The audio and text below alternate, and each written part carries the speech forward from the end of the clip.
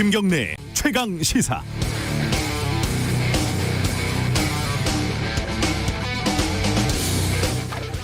이게 처음부터 좀 의문이었습니다. 코로나 상황이 심각해지면 정부는 집합 금지 명령으로 가게 문을 닫게 하죠. 감염병의 예방 및 관리에 관한 법률에 따른 것입니다. 세입자는 장사를 아예 못해도 월세는 내야 합니다. 이건 정부도 손을 못 댑니다. 월세는 사인 간의 계약인데 여기에 정부가 개입하면 재산권을 침해하고 시장을 교란한다는 거죠. 그런데 반대로 세입자 입장에서 보면요, 사인 간의 그 신성한 계약으로 그 가게를 점유하고 사용할 권리를 산 거잖아요. 정부는 공동체의 안전을 위해서 그 권리를 일방적으로 제한할 수 있고 시장을 규제를 합니다. 그런데 왜 임대인의 권리는 털끝만큼도 제한할 수 없는 걸까요? 당장 임대인들도 힘들다고 합니다. 대표적으로 건물 살 때 받은 대출금 이자, 이것도 갚아야 한다는 거고요. 그런데 자영업자들의 대출도 380조입니다. 임대인들의 이자만 많고 중요한 게 아니라는 거죠. 정치권에서 임대료 감면 문제에 대해서 논의를 시작을 했습니다. 공산당이냐 빨갱이냐 북한이냐 벌써부터 다소 극단적인 반응이 일부 나옵니다. 하지만 공동체의 안전을 위한 결정의 피해를 모두 임차인에게 떠넘기는 구조는 아무리 봐도 이해하기는 힘듭니다. 임대인, 임차인, 정부, 금융권, 그 부담을 좀 적절하게 나눌 수 있는 방법, 이걸 좀 찾아볼 수는 없는 걸까요? 12월 16일 수요일 김경래 최강시사 시작합니다.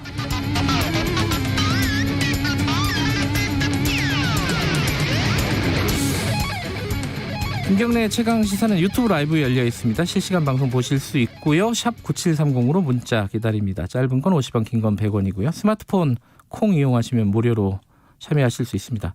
오늘 어쩔 수 없이 윤석열 총장 징계와 관련된 얘기를 좀 중심으로 다룰 수밖에 없겠죠. 1부에서는 국민의힘 김기현 의원 연결 예정돼 있고요. 2부에서는 열린민주당 최강욱 대표 만나봅니다.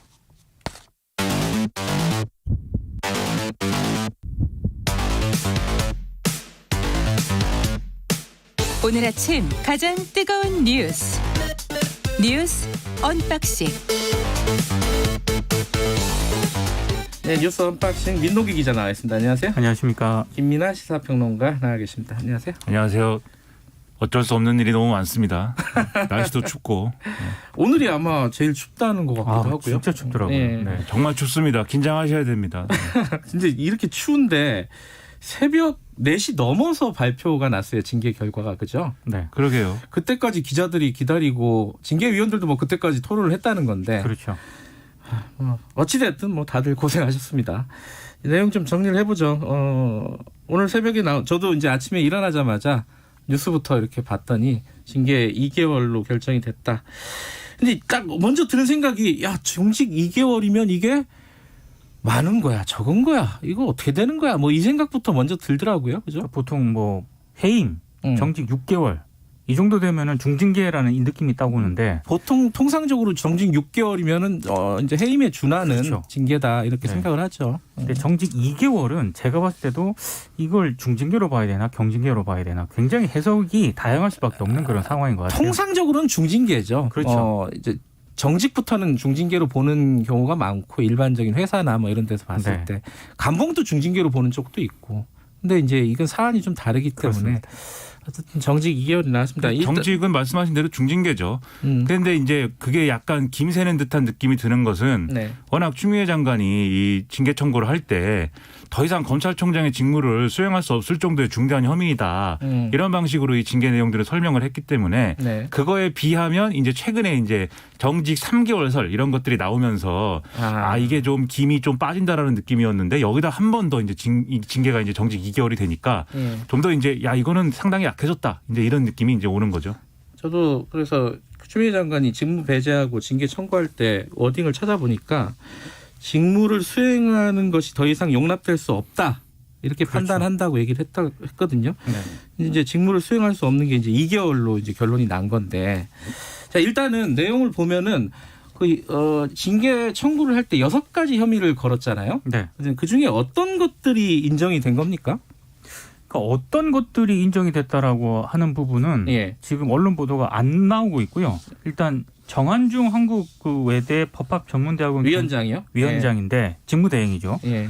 6개 혐의 가운데 4개가 인정이 됐고 양형 토론이 이어졌다. 이렇게 입장을 밝혔거든요. 네. 아마 지금쯤이면 그 4개가 뭔지가 나오지 않았을까 그러니까 제가 대략 보니까 이제 관측들이 네. 나오고 있는 네. 거죠. 예. 근데 요 내용 보도 내용들은 어떻게 나오고 있냐면 네. 일단 징계 사유가 인정된 것은 주요 사건 재판부 분석 문건의 작성 및 배포 행위 이제 판사 사찰 의혹이죠. 예. 그다음에 채널 A 사건 관련 감찰 방해 그리고 채널 A 사건 관련 수사 방해 그리고 정치적 중립에 관한 부적절한 언행 등의 이제 위신 송상 이건 이제 징계 사유가 인정됐다고 결정했다 이렇게 얘기를 하고 있는 거고요. 예. 그다음에 언론사 사주와의 부적절한 교류 그다음에 감찰에 관한 협조 의무 위반 이거는 징계 사유는 있지만 징계 사유로 삼는 것은 아니다. 그러니까 즉 이게 무슨 불문이다. 말이에요?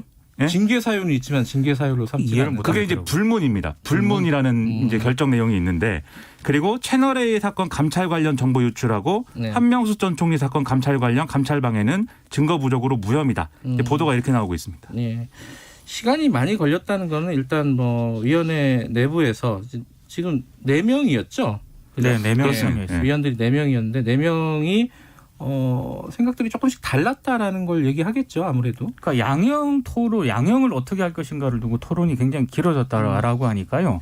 중징계, 그러니까 정직이냐 이런 거를 두고 굉장히 좀 길게 논의를 했던 것 같아요. 그러니까 이게 기본적으로 이제 4명의 어떤 만장일치의 견해를 이끌어내는 게 이제 핵심이었던 것 같고 그래서 뭐 네. 4명 중에 3명이 뭐 동의해서 뭐 결정했다 이런 거는 이제 피하려고 하다 보니까 그렇죠. 이제 좀 논의가 길어졌을 것이고 네. 그럼 이제 여기서 이제 좀 의문인 것은 지금 이제 징계 그 정직 2개월이 나왔는데 예. 이게 이제 결정을 할 때 보면은 가장 이제 센 거서부터 이제 과반을 모아가는 결정을 하지 않습니까? 예.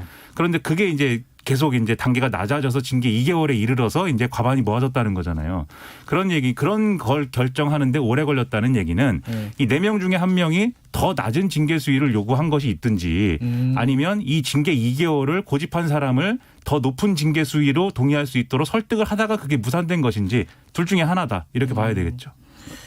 2개월 결정을 한 거는 여러 가지 이제 해석인데 네. 왜 2개월 결정이 나왔을까? 어떻게들 이제 해석들 하고 있습니까? 그러니까 저도 뭐 언론 보도겠지만은. 언론 보도도 그렇고 예전에 그 뭐 해고라든가 예. 해임과 관련해서 이게 소송 같은 거를 이제 취재를 하게 되면은요. 예. 해임 해고나 정직 6개월은 통상 법적으로 가면은 뒤집어질 가능성이 굉장히 높습니다. 그래서 아마 법적인 그런 측면을 고려했을 때 뒤집어질 가능성 부분들을 좀 염두에 뒀던 것 같고요. 또 하나는 이 윤석열 총장을 만약에 해임이라는 조치로 이렇게 사실상 이제 물러나게 하게 되면 네. 일종의 이건 이제 해석인데 정말 예. 순교자 이미지를 만들 수 있다. 그래서 뭐 야권의 어떤 대선 주자로 급부상하게 만드는 지금 여론조사도 만만치 않게 지지율이 나오고 있기 때문에 네. 그런 거를 좀 염두에 둬서 정직 2개월로 좀 수위를 낮춘 것 아니냐. 이거 어디까지나 해석입니다. 그러니까 이게 법적 대응이 아마 핵심일 거라고 보는 건데요. 뭐 이 행정소송 자체의 이제 뭐 결과는 그렇다 쳐도 그건 이제 시간이 오래 걸리니까 예. 이제 윤석열 총장이 결과에 대해서 계속 부당하다고 주장하면서 집행정지 신청도 할 것인데 네. 예를 들면 집행정지 신청이 인용돼 버리면 이건 상당한 엄청난 타격이 오는 거 아니겠습니까? 정권 네. 입장에서는. 그렇기 때문에 그것을 이제 고려했을 텐데 지금 이 상황 같은 경우에 집행정지 신청이 지난번에 인용될 때 보면 회복될 수 있는 손해가 이제 신청인에게 있는 것이냐를 판단하잖아요. 네. 근데 회복될 수 없는 손해라는 건 예를 들면 해임이다라고 결정했을 때는 이제 회복될 수 없는 손해다라고 이제 생각될 여지가 있는 것이고 네. 정직 6개월의 경우라면 지금 윤석열 총장이 남아있는 임기가 7개월인데 예. 정직 6개월이 되면은 그거 이제 해임에 준하는 결정이죠. 그러면 그것도 역시 이 회복될 수 없는 손해로 간주될 수 있는 부분이 있기 때문에 그래서 이제 이른바 언론에서 징계 3개월 설 뭐 이런 것들이 나왔던 배경이기도 한데 예. 아마 마찬가지 맥락에서 그래서 이 법적 대응의 어떤 수위나 이런 것들을 고려해서 아마 징계를 이제 정직 2개월로 결정하지 않았나 이런 추측들이 제기가 되겠죠. 이제 앞으로 보면은 이제 말씀하신 대로 두 분 말씀하신 대로 윤석열 총장 측은 당연히 법적 대응을 할 것이고요. 뭐 집행정지 신청이라든가 소송에 갈 것인데 그리고 뭐 이제 징계 절차는 대통령 재가로 마무리가 되겠죠.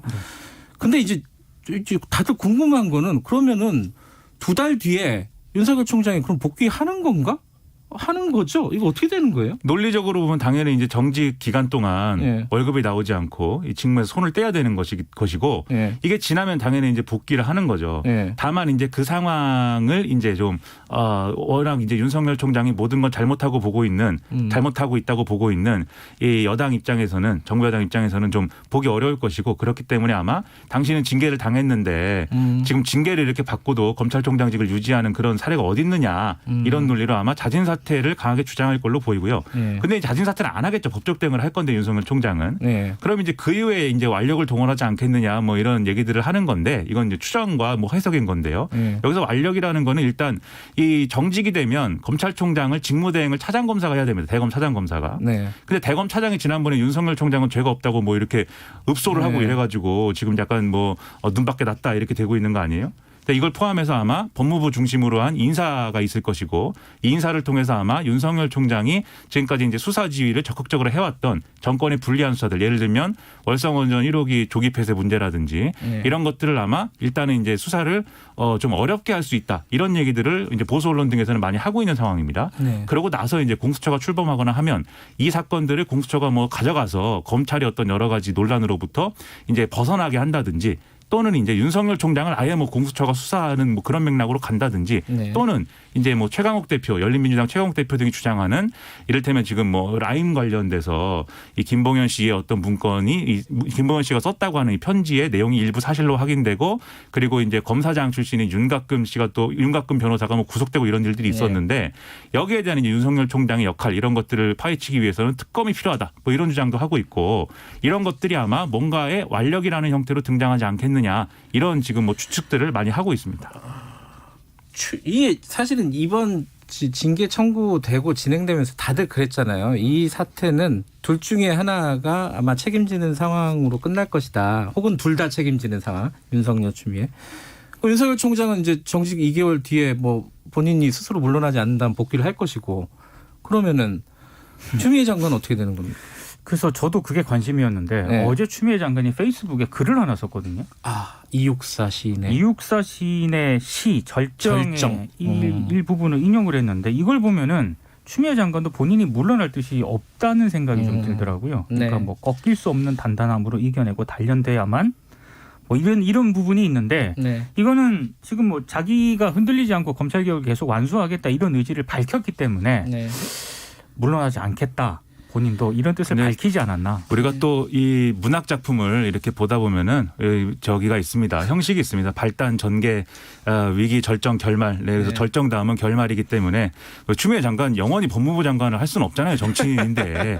그러니까 뭐 이번에 뭐 내년 초나 해서 뭐 개각 대상에 역시 들어가지 않겠는가라는 생각을 해보지만 만약에 이게 굉장히 윤석열 총장 문제가 계속해서 뜨겁고 계속 논란이 이어지고 하면 추미애 장관도 퇴로를 또 쉽게 찾기가 어렵기 때문에 네. 어떤 방식으로든 정리를 하는 게 필요한데 과연 그 방법을 찾느냐가 이제 또 윤 총장이 정권의 부담이죠. 그 아까 김민하 평론가가 얘기한 것처럼 스스로 자진 사퇴하는 가능성이 굉장히 적다고 보지만 그런 어떤 선택을 한다면 좀 추미애 장관도 이제 개각 대상에 포함이 될 수 있다라고 보는데 예.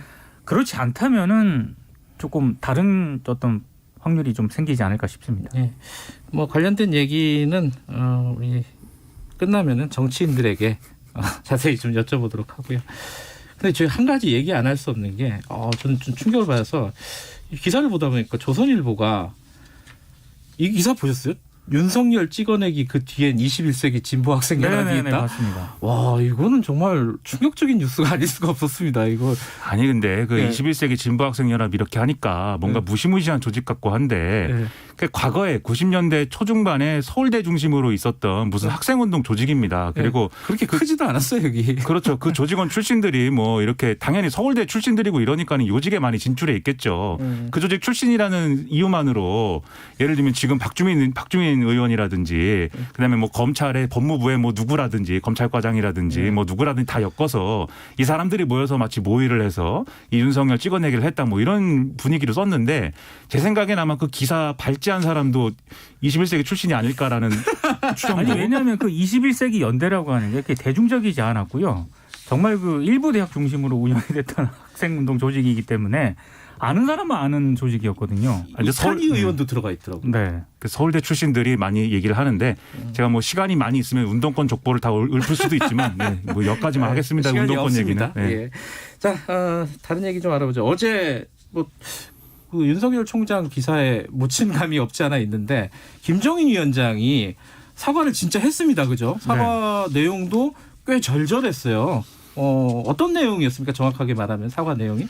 일단 김종인 위원장이 뭐 그동안 뭐 사과를 하니 많이 뭐 언제 하니 많이 뭐 계속 논란이 있었지만 말씀하신 대로 사과를 강행을 했는데요. 국회에서 기자회견을 열고 이 이명박 전 대통령 그리고 박근혜 전 대통령이 재임 시에 저질렀던 과오로 수감된 것에 대해서 이제 공식 사과하겠다 이런 취지로 얘기를 했는데 네. 뭐 사죄, 반성, 잘못, 용서, 성찰, 허물 이런 단어를 이제 15차례 가량 언급을 했고 무려 5분 24초간 이 사과문을 낭독을 했는데 네. 이 사과문은 본인이 이제 직접 쓴 것으로 다른 사람이 어떤 도움을 받거나 뭐 이런 건 아닌 것으로 지금 뭐 파악이 되고 있습니다. 그리고 두 전직 대통령이 뭘 잘못했느냐에 대해서는 네. 정경유착으로 뭐 특정한 기업의 무슨 뭐 경영권 승계라든지 이런 데 개입했다라는 그런 얘기. 그다음에 이제 국정을 농단했다. 이 얘기를 하면서 우리는 정당을 뿌리부터 다시 만드는 인적 쇄신을 통해서 거듭날 것이다라고 얘기를 했고요. 네. 그리고 여기를 넘어서서 전직 대통령들 이 2명 말고도 그 역대 모든 대통령들 있지 않습니까? 끝이 좋지 않았던 네. 그 모든 대통령에 대해서도 사과를 뭔가 했기 때문에 할 수 있는 사과는 하여튼 다 했다. 이렇게 볼 수 있는 뭐 그런 내용이었습니다. 그러니까 우리나라 정치 전반을 사과했던 그렇죠. 느낌도 좀 들고요. 네, 스케일이 대단히 컸습니다. 그런데 이제 지금 당내 그러니까 국민의힘 당내 분위기는 긍정적인 쪽이 좀 많은 것 같기도 하고 어떻습니까? 그러니까 전반적으로는 좀 긍정적인 평가를 하고 있더라고요. 뭐 네. 김기현 의원, 정진석 의원, 초선 김병우 의원 모두 이제 잘했다라는 그런 평가를 하고 있는데 다만 그 친박계 있지 않습니까? 네. 대표적인 이제 서병수 의원 같은 경우에는 아니 사과할 게 있다면 입법태로 막아내지 못한 것에 대해서 통렬한 참회를 했어야 되지 무슨 사과냐 이런 식으로 이제 비판을 했는데 서병수 의원 같은 경우에는 부산시장 지금 출마를 하려고 하고 있기 때문에 네. 좀 그런 부분을 좀 염두에 둔 것으로 보이고요. 뭐 아무튼 지금 친박계 쪽에서는 굉장히 반발하는 그런 분위기입니다. 그러니까 사과는 지금 뭐 요즘에 정치권이라든지 어디서도 사실 사과를 하는 모습을 이렇게 쉽게 뭐 볼 수는 없는 분위기이기 때문에 다 자기 유리한 얘기만 하지. 그런 점에서 사과를 한 것은 저는 의미가 있다고 생각을 하고요. 다만 이제 민주당도 그렇고 다른 야당들이 하는 얘기는 이게 실천으로 이어져야 된다. 네. 그래서 곧 당무감사 결과 이런 것들이 발표가 되면서 인적쇄신 얘기가 나올 거거든요. 국민의힘에서. 네. 그게 어떻게 되느냐 이런 것들을 같이 지켜봐야 될 필요가 있을 것 같습니다. 알겠습니다. 코로나 얘기 아마 오늘은 1,000명 넘을 것 같다는 관측들이 좀 나오고 있어요. 그죠? 그러니까 확진자가. 어제 오후 10시 기준으로 915명 확진자 그러니까요. 나왔거든요. 예. 그러니까 아마 1,000명이 육박하고 넘거나 그렇게 될 것 같아요. 어쨌든 1,000명 가까이 된다는 얘기인데 뭐 심각한 상황인데 지금 백신 관련된 얘기들이 계속 나오고 있잖아요. 지금 우리 상황이 뭐 또 추가로 계약했다 뭐 이런 얘기도 나오고 있고요. 그게 오늘 동아일보 보도인데요. 예. 다음 주 중으로 그 화이자하고 얀센 있지 않습니까? 예. 계약을 지금 체결을 했다. 그래서 체결할 것으로 보인다라는 그런 기사인데 일단 정부 관계자 멘트는 법률 검토를 거쳐서 악의적인 특별한 조항이 없다면은 다음 주 중에 최종 계약을 체결할 예정이라고 밝혔습니다. 이렇게 되면은 그 우리 정부가 선구매를 확정짓는 백신이 2,400만 명분이 되거든요. 일단 에스트로제네카가 한 1,000명만 분 그리고 화이자가 1,000만 명분 그리고 얀센이 400만 명분이거든. 이렇게 확보가 되는 그런 셈입니다. 모더나가 아직 연락이 없다는 거죠. 그죠? 아직 최종 계약서를 보내오지 않고 있다고 합니다. 알겠습니다. 여기까지 듣죠. 두 분 고맙습니다. 고맙습니다. 민동기 기자 김민아 시사평론가였습니다. 지금 시각은 7시 38분입니다. KBS 날씨 정보입니다. 오늘 춥습니다. 어제와 거의 비슷한 가장 절정의 추위가 이어지고 있고요. 현재 서울 기온이 영하 11도까지 내려앉았다가 영하 10도대로 조금씩 올라오고 있습니다. 이렇게 오른 기온 오늘 낮 최고 기온은 서울 영하 4도에 그치겠고 어제와 비슷합니다. 대관령의 낮 최고 기온이 영하 8도에 머물겠고요. 광주 0도 등 오늘도 전국이 어제 비슷한 낮 기온으로 추위 이어집니다. 현재 철원이 영하 18도대, 춘천이나 홍천, 파주 영하 17도 안팎이고요. 북서쪽의 찬 공기 영향으로 이렇게 중부와 전북, 경북 일부 한파 경보와 주의보 내려진 곳은 특히나 영하 15도 안팎으로 추운 지역이고요. 이렇게 한파는 내일 아침까지 이어진 뒤 잠시 주춤했다가 토요일 아침 다시 서울이 영하 8도 등으로 추워집니다. 한편 지금 건조해서 동쪽 지역에 건조주의보가 경보로 강화된 곳도 있고 서울, 경기 등 일부 수도권으로 또 확대도 됐습니다. 지금 대설주의보는 제주와 전라도 서해안 중심으로 발효 중이고요. 이 지역은 5에서 15cm 정도의 눈이 오늘까지 혹은 내일 새벽이나 아침까지 조금 더 이어지겠습니다. 지금 서울 기온 영하 10.6도입니다. KBS 날씨정보 최영우였고요. 계속해서 이 시각 교통상황입니다. KBS 교통정보센터의 김한나 씨가 정리해드립니다. 네, 사고로 정체되는 곳들이 있습니다. 지금 남해고속도로 순천 방면으로 7원 분기점 부근에서 화물차 관련 사고를 처리하고 있습니다. 현재 1, 2차로가 모두 막혀 있는 상황이고요. 북창원부터 9km 구간 극심한 정체인데 이 구간 지나는 차들은 갓길을 이용해서 한 대씩 이동을 하고 있습니다. 북창원에서 7원 분기점 쪽으로 가는데 1시간 20분 정도 예상됩니다. 중부 내륙고속도로 창원 쪽은 창녕 부근 2차로에서 단독 사고를 처리하고 있어 4km 구간 꽉 막혀 있고요. 서울 시내는 강변북로 구리 방면으로 양화대교를 지난 4차로에서 추돌 사고가 있어서 현재 방화대교부터 밀리고 있습니다. KBS 교통정보센터였습니다. 최강 시사.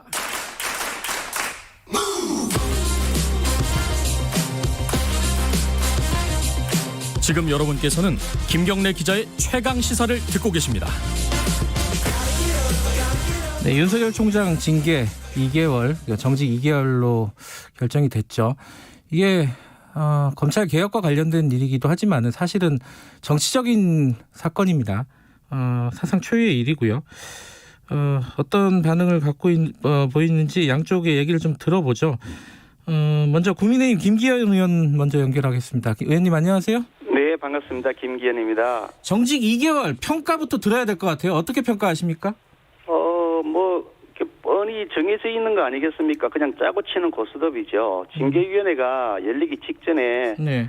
대통령이 국무회의에서 이미 지령을 내렸지 않습니까? 조치를 하라고. 사실상 그게 그렇게 해석이 될 수밖에 없는 발언을 하셨는데 네. 저는 이게 신성한 법의 이름으로 장난질을 치고 있다. 해도 이렇게 비열하게 할 수 있느냐라는 생각을 합니다. 이게 군사혁명재판소에서 예. 그냥 무작정 밀어붙이기 한 것 같다. 세상에 아니 그 판사를 기소를 한 검사가 그 재판을 판사를 지명해서 재판을 한다. 이런 쇼가 어디 있습니까? 그냥 한바탕 쇼버린 거죠. 정말 대한민국의 법치주의가 무너지는 최일선에 이 비열한 부역자들이 있었다. 저는 그렇게 판단합니다. 근데 만약에 마음대로 할 거면은 해임하고 면직하고 이게 말씀하신 대로 한다면 그렇게 했을 거 아니겠습니까? 정직 2개월은 어떻게 해석하세요? 그러니까 쇼를 한 거죠. 해임이라고 하는 것은 사실은 예.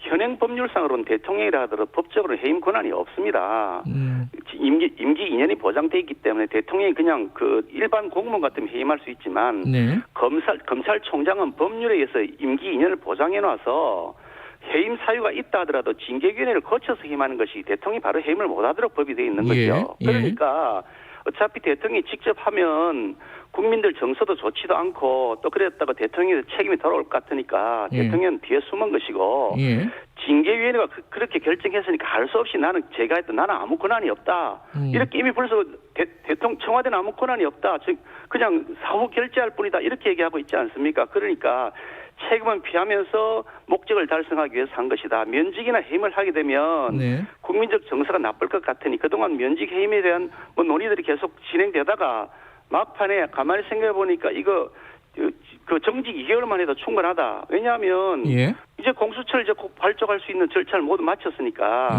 한 2개월 정도면 공수처가 발족될 수 있다. 그 사이에 검찰총장을 딱 정지시켜놓고 아무 권한도 행사 못하게 하면 대검 차장을 위해서 필요한 사람을 하든지 아니면 압력을 넣어서 조정을 하든지 하면 되니 그 검찰총장 직무대행이 알아서 적당히 권력형 비리에 대한 수사를 막도록 해놓고 그 사이 공수처를 발족시키자마자 바로 다 권력형 비리 수사를 다 뺏어가 버리면 되니까 그래서 청와대가 책임을 면할 수 있는 가장 좋은 방법 중에 하나가 정지 2개월이다. 이렇게 딱 사전에 정치적으로 판단을 한 것이죠. 뭐 정치 이게 징계 이게 어떻게 법적 징계입니까? 절차도 그렇고 내용도 그렇고 전부 다 불법 무효죠. 그러면 뭐 지금 법적으로 다투겠다는 거 아니겠습니까? 윤석열 총장이? 글쎄, 뭐 어떻게 예상하십니까? 윤석열 총장의 입장이 어떤지는 제가 알 바가 없지만 예. 누가 보더라도 이건 말이 안 되는 거거든요. 저도 뭐 판사 출신입니다만 예. 전국에 있는 법관들이 모여서 회의를 했습니다. 이게 그 판사 사찰이냐. 예. 논란을 벌이다가 80%가 이거 정치적인 이슈다. 이거는 안건 논의할 사안이 아니다. 부결시켜버렸습니다. 80%가 아니라고 한 거죠. 그리고 법무부 장관이 스스로 만들어 놓은 감찰위원회에서도 이거 전부 잘못되었다. 징계, 직무 배제 그거 잘못되었다고 판단했고 행정법원에서도 그 추미애 장관의 그 직무 배제 조치가 잘못되었다고 재판을 했고 전국 법학 교수들도 전부 다 이거 잘못된 조치라고 징계하고 직무 비제하는 건 잘못된 조치라고 다 발표했고 전국 99%의 검사들이 다 잘못됐다고 얘기하고 있고 이런 마당에 아니 아무리 그래도 그렇지 이렇게 막무가내로 할 수 있습니까? 이게 그러니까 이게 완전히 그 장난질 치고 있는 것이다라는 얘기를 하는 거죠. 근데 어찌 됐든 간에 지금 징계위원회에서 정직 2개월이 나온 거는 사상 최초로 사실 검찰총장이 징계를 받은 거 아니겠습니까? 자, 그럼 두 가지가 남는 건데 하나는 윤석열 총장은 어떻게 해야 되는 건가? 뭐 이렇게 징계를 받았으니까 자진 사퇴하는 것이 맞는 건가? 아니면 2개월 뒤에 돌아오는 게 맞는 건가? 그럼 추미애 장관은 또 어떻게 해야 되는 것인가? 어떻게 보십니까? 두 분의 어떤 거치라든가 이런 부분에 대해서. 글쎄 제가 윤석열 총장을 대리한 입장도 아니고 네. 그 내용을 속내를 알 수는 없습니다만 네. 법률가의 시각으로 볼 때 만약 이걸 수용한다 그러면 예.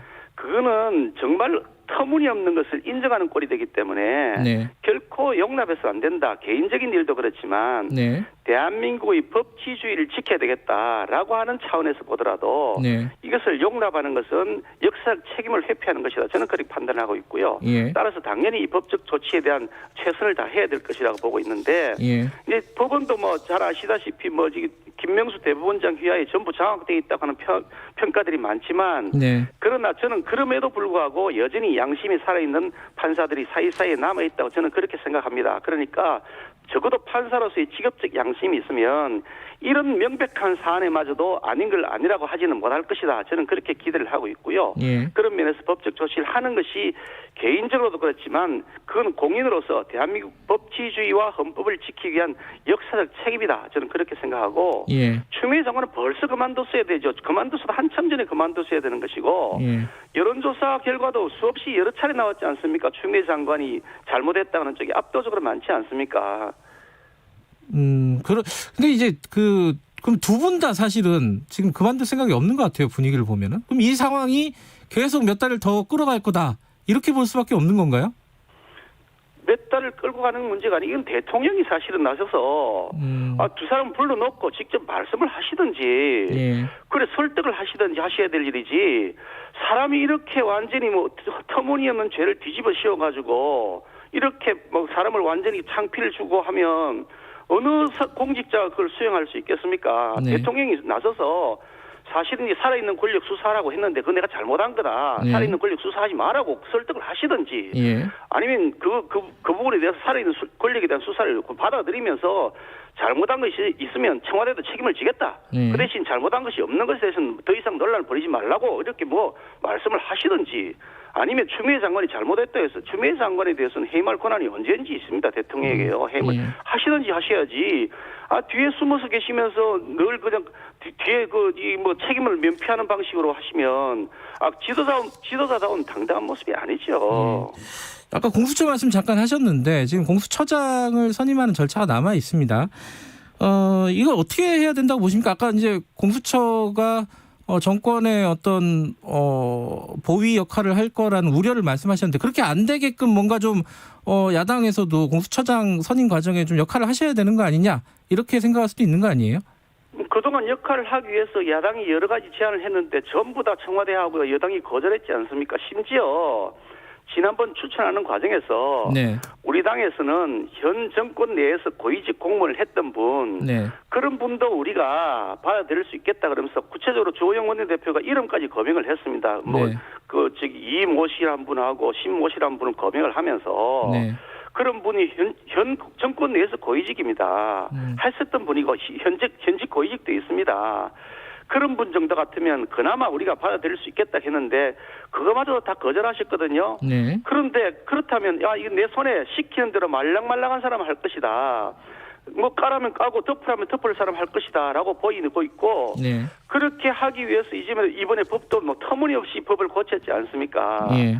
이렇게 뭐 지금 완전히 독재 파쇼를 하고 있는데 우리 말해가지고 듣지도 않고 속이에 격일기식인데 말할 수 있는 방법이 없지 않습니까? 아무 수단이 없는데 다 뺏어가 버리는데요. 그러면 뭐 보이콧 하실 예정이신 건가요? 보이콧 하고 말고 하든 말든 무슨 상관이 있습니까? 보이콧 하든 말든 자기들 마음대로 할 건데 예. 그럼 보이콧 하는 게 무슨 의미가 있고 이번 필리버스터 보셨지 않습니까? 예. 처음에는 필리버스터 할 때 야당의 그 반론권을 충분히 보장하겠다고 하더니 하루 이틀 지나자 우리가 제대로 된 모습을 보이면서 필리버스터 하니까 겁을 낸 거죠. 네. 이게 만나한 참내한 생각이 드니까 얼른 말을 바꿔가지고 예. 바로 강제 투표를 했고 강제 종료 투표를 했고 그게 국회의장까지 나서가지고 강제 종료 투표를 하고 앉았으니 이게 무슨 말이 됩니까? 독재 정권인데 이런 독재 정권이 어디 있습니까? 알겠습니다. 이 다른 얘기도 여쭤봐야 돼서 이 김종인 국민의힘 비상대책위원장 사과를 했습니다. 근데 뭐 예컨대 이제 당내에서는 뭐 여러 가지 의견들이 나오고 있는데 밖에서 보는 뭐 예를 들어 홍준표 의원 같은 경우에는 이게 배알도 없는 야당이다 이런 식으로 얘기를 했단 말이에요. 어떻게 평가하세요? 그 홍준표 의원님이 우리 당 아니기 때문에 그분이 말씀하신 거 가지고 뭐 제가 네. 논평할 일은 아니고요. 네. 우리 당 내부에서의 반응은 대체로 다 긍정적이고요. 뭐 조영 원내대표부터 포함해서 저도 네. 어저께 공식적인 입장을 냈는데 이게 이 나라의 미래를 위한 용기 있는 진심을 표현한 것이고 예. 의미 있는 걸음을 내디뎠다 이렇게 긍정적인 평가를 저는 했던 입장이고요. 예. 정진석 의원도 공식적으로 받아들이는 긍정 입장을 냈고 예. 대구에 있는 뭐 의원, 수도권의 의원, 뭐 영남권의 뭐 의원 이렇게 언론을 보니까 대부분 긍정적 반응을 하셨던데 예. 그동안 뭐 시기가 맞느냐, 시기가 적절하지 않다, 조금 더 타이밍을 봐야 된다는 논란도 있고 했지만 내용 면에 있어서나 시기적 면에 있어서나 전체적으로 보면 긍정적이다 그렇게 생각합니다. 이게 선거를 앞두고 사실 벌어진 이벤트여가지고요. 이 국민의힘이 중도층에 호소를 하려는 거 아니냐, 뭐 이런 해석들이 나오고 있지 않습니까? 근데 좀 반대로 조호영 의원 같은 경우는 원내대표 같은 경우에는 약간 강경한 세력들, 이른바 뭐 태극기 세력들하고 이렇게 뭐 같이 하는 연대하는 그런 모습도 보인단 말이에요. 약간 좀 달라가지고요. 어떻게 바라봐야 될까요? 이런 부분들은? 글쎄 뭐 태극기 세력이 강경 세력에 대한 부분에 대해서도 저는 뭐 그렇게 긍정하기가 어려운데요. 나름대로 자신들의 그런 소신과 철학이 있는 분들입니다. 그러니까 그런 분들은 그런 분들대로 자기의 역할을 하시는 것이고 네. 그렇다고 우리 당이 뭐 그분들을 우리가 당원으로 받아들이고 있는 것도 아니고 그 중에 상당수는 다른 당 소속인데 우리가 뭐 그에 대해서 뭐 이렇게 가타부타 평가할 일은 아닌데 네. 우리 당 입장에서는 중원을 향해서 나아가야 되는 입장이고 네. 그런 면에서 보면 우리가 좀 더 참신한 모습으로 그 개혁된 모습을 보여야 된다. 네. 그런 생각을 하고 있죠. 그런 면에서 과거와의 단절을 통해서 새롭게 재건축, 저는 어저께 뭐 리빌딩이라는 용어를 썼습니다만 네. 재건축을 하겠다. 이 낡은 건물 있으면 뭐 재건축하지 않습니까? 그러니까 땅은 그대로 바탕은 있습니다. 우리가 네. 정통의 그 자유민주주의 진영의 바탕을 그대로 두고 네. 그 위에 건물은 새로 완전히 달라진 모습으로 짓겠다. 그런 선언을 한 것이라고 이해하시면 좋을 것 같습니다. 알겠습니다. 오늘 여기까지 들을게요. 고맙습니다. 네, 감사합니다. 국민의힘 김기현 의원이었습니다. 김경래 최강시사 1부는 여기까지 하고요. 잠시 후 2부에서는 계속해서 열린민주당 최강욱 대표 연결해 보겠습니다. 8시에 돌아옵니다.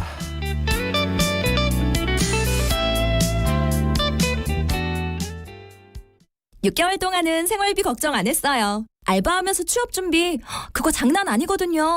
그래서 드립니다. 팔로우 유어 드림. 저소득 구직자, 청년 신규 실업자 등 취업 취약계층 대상으로 취업 지원과 소득 지원을 한 번에 2021년 1월 1일 국민 취업 지원 제도를 확인하세요. 어렵게만 느껴졌던 공공기관 입찰을 중소벤처기업부가 지원합니다. 기술만 있는 회사가 큰 공장이 있는 회사와 힘을 합치고 기존 제품은 대기업 신기술로 더 스마트해지고 중소기업이 대기업과 손잡고 만든 제품으로 공공기관 입찰 참여가 쉬워집니다. 대기업과 중소기업이 동반 성장하는 공공조달 상생협력 지원 제도를 만나보세요. 디지털 경제로의 대전환 스마트 대한민국 중소벤처기업부가 만들어갑니다. 고장난 TV를 어떻게 버리지? 새 TV 사면서 수거해달라고 했어. 그럼 전자레인지는? 1599-0903 전화해서 무상 방문 수거 서비스 신청했지? 폐가전제품 분리배출 어려우셨죠? 재활용하면 자원이 되는 폐가전제품. 이제 1599-0903으로 무상 방문 수거 서비스 신청하세요. 버려지는 가전제품이 소중한 자원이 됩니다. 1599-0903 1599-0903 이 캠페인은 그린 뉴딜을 선도하는 환경부와 한국환경공단이 함께합니다. 말 같은 말.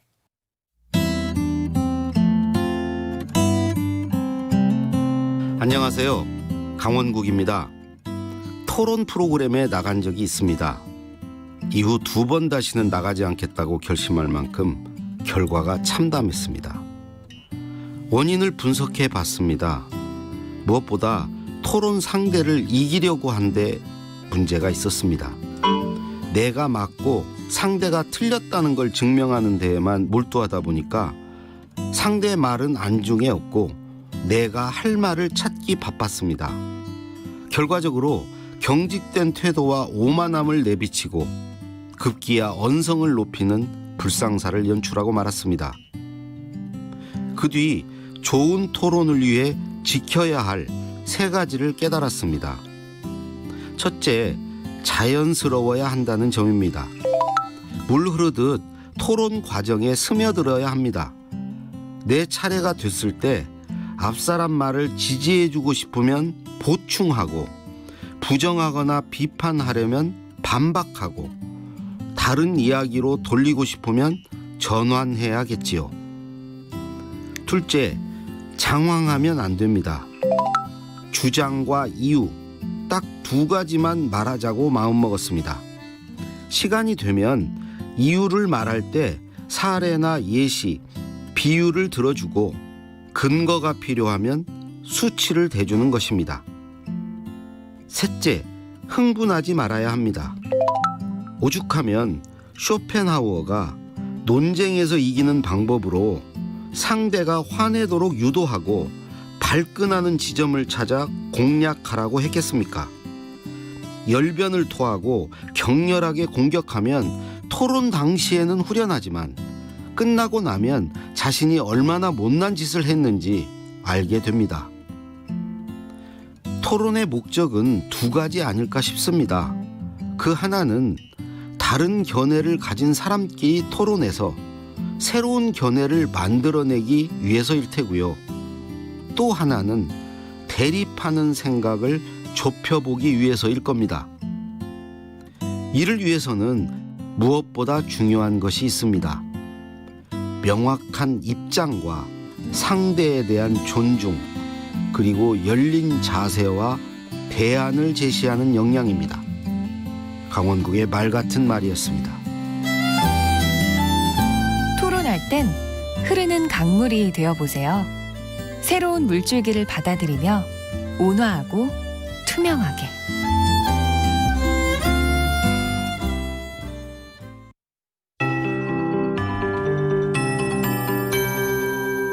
KBS 58분 날씨. 많이 춥습니다. 오늘도 따뜻한 옷차림 하시고요. 내일 아침까지는 이런 한파가 이어지면서 내륙 중심으로 영하 10도 이하로 떨어지는 곳 많겠습니다. 오늘 아침도 서울이 영하 11도까지 내려앉으면서 어제와 거의 비슷했습니다. 하지만 체감 온도는 이보다 더 낮아 현재 영하 15도 가까이 내려앉아 있고요. 철원이 영하 18도대, 또 대관령이나 춘천, 홍천, 파주는 영하 17도 안팎까지 현재 기온 기록하고 있습니다. 오늘 낮 기온도 어제와 비슷하게 올라 기온보다 많이 높지 못하고 낮 동안에도 춥겠습니다. 서울이 영하 4도에 그치겠고요. 대구활령은 낮 최고 기온이 영하 8도에 그치겠습니다. 세종시가 영하 2, 대구 1, 광주 0도까지 오르면서 전국이 영하 5도에서 영상 4도의 분포 보이겠고요. 내일 아침 서울이 영하 10도 등 오늘과 거의 엇비슷한 추위가 이어지다가 낮 기온부터 반짝 기온이 올라 서울이 그나마 내일 낮 기온은 0도까지는 예상이 됩니다. 금요일 잠깐 기온이 오름세를 띠겠는데요. 토요일부터 다시 좀 추워질 전망이고요. 현재 북서쪽에 찬 공기 때문에 이렇게 중부와 전북, 경북 일부 한파 경보와 주의보 내려져 있고 또 동쪽 지역에 건조주의보가 경보로 강화된 곳도 많습니다. 서울, 경기 등 일부 수도권은 어제부로 건조주의보가 확대됐고요. 제주와 전라도 서해안 중심으로는 대설주의보가 내려져 있는데 내일까지 눈이 좀 지나겠습니다. 최영우였습니다.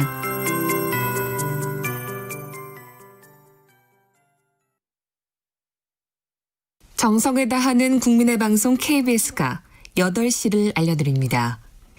AM 711kHz, FM 97.3MHz, KBS 1라디오입니다. HLKA.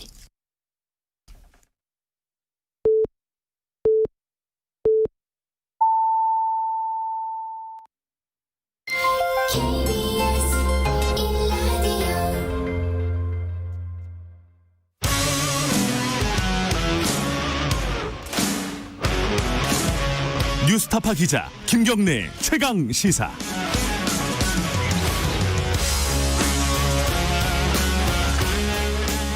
네, 김경래 최강 시사 2부 시작하겠습니다. 오늘 새벽이네요.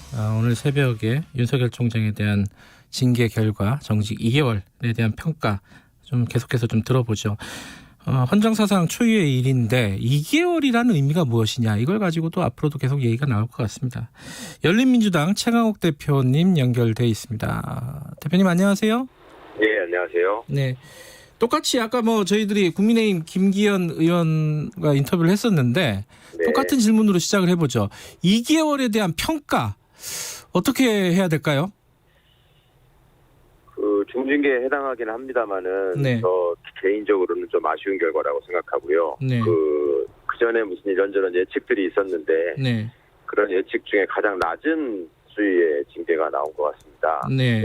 아무래도 징계위원들이 4분이었고 네. 그 4분들의 의견을 순차로 이렇게 봐가지고 과반이 되는 피의자한테, 그러니까 징계 혐의자한테 가장 유리한 처벌을 택하다 보니까 네. 이제 구조상 불가피한 선택이 됐던 것 같은데요. 네. 하여튼 그리고 징계위원들이 판단하는 데 있어서는 아무래도 본인들의 신상이 공개돼 있고 그다음에 향후에 이제 법적 대응을 하겠다고 공언하고 있는 상황에서 징계 처분에 대한 집행정지가 있어서는 안 되겠다라는 점을 지나치게 많이 신경을 쓰신 것 같은데 네. 저로서는 하여튼 그 징계 사유를 가지고 이거는 징계 혐의가 있지만 불문에 붙였다. 이건 아예 징계 혐의가 좀 부족한 걸로 봤다. 이런 것까지 발표를 하셨던데 네. 그런 세부적인 판단에 있어서도 좀 견해가 달라서 좀 그렇게 생각합니다. 네. 좀 아쉬운 결과다라는 말씀이시네요. 지금 방금 말씀하신 게 그 불문에 붙인 혐의가 2개가 있지 않습니까? 언론 네. 사주들하고 부적절한 네. 교류 그리고 네. 감찰에 불응한 부분들. 불응한 거. 네네. 이 부분은 이게 언뜻 듣기에는 좀 납득이 잘 안 돼요. 그 징계 사유에 해당되는데 징계 사유로 보지 않는다. 이게 도대체 무슨 말인지 잘 모르겠어요. 어떻게 판단한 거예요, 이게? 그러니까 징계 사유에는 해당하지만 네. 그 징계 처분까지 이를 정도로 나쁜 행동은 아니다라고 봤다. 이런 말씀이신데 사실은 종합적으로 봐야 되는 문제인 거고요. 네. 그다음에 이분이 언론사 사주를 만났다는 것 자체가 그 중앙지검장으로 있을 때 그 역술가를 대동한 언론사 사주를 만났다는 거잖아요. 네. 그럼 이제 그것이 당시에 그 중앙일보 사주와 관련된 사건들이 직접 관련된 사건들이 있었느냐 아마 이 부분을 중점적으로 고려를 하셨던 것 같아요. 네. 그렇다 보니까 조금 고려가 약하지 않았느냐 이런 판단을 하신 것 같은데 굳이 해석을 하자면 예. 그런데 이 징계 혐의라고 하는 것이 별도로 하나하나씩 떼가지고 이거는 뭐에 해당하느냐 이걸 뭐에 해당하느냐를 더해가지고 하는 게 아니라 네. 전체적으로 이게 징계 사유에 해당하면은 그중에 미약한 거 강한 거 이런 것들을 정해서 양정을 할 때 그러니까 네. 어느 정도의 수위를 정할 때만 하는 것이지 예. 저는 이렇게 사유를 나눠가지고 별도로 이제 설명하신 것은 그나마 절차상 뭐 정교하게 하기 위해서 그랬다고 말씀하실 것 같은데 그거는 조금 의외고요. 그다음에 감찰 조사를 실질적으로 거부하지 않았습니까? 그것이 만약에 하위 직원들이 그렇게 했으면 그 자체만으로도 상당히 중한 징계를 받았을 텐데 이게 총장이라는 이유로 그렇게 하지 않게 된 거는 이 부분은 진짜로 좀 잘 이해하기가 어렵더라고요.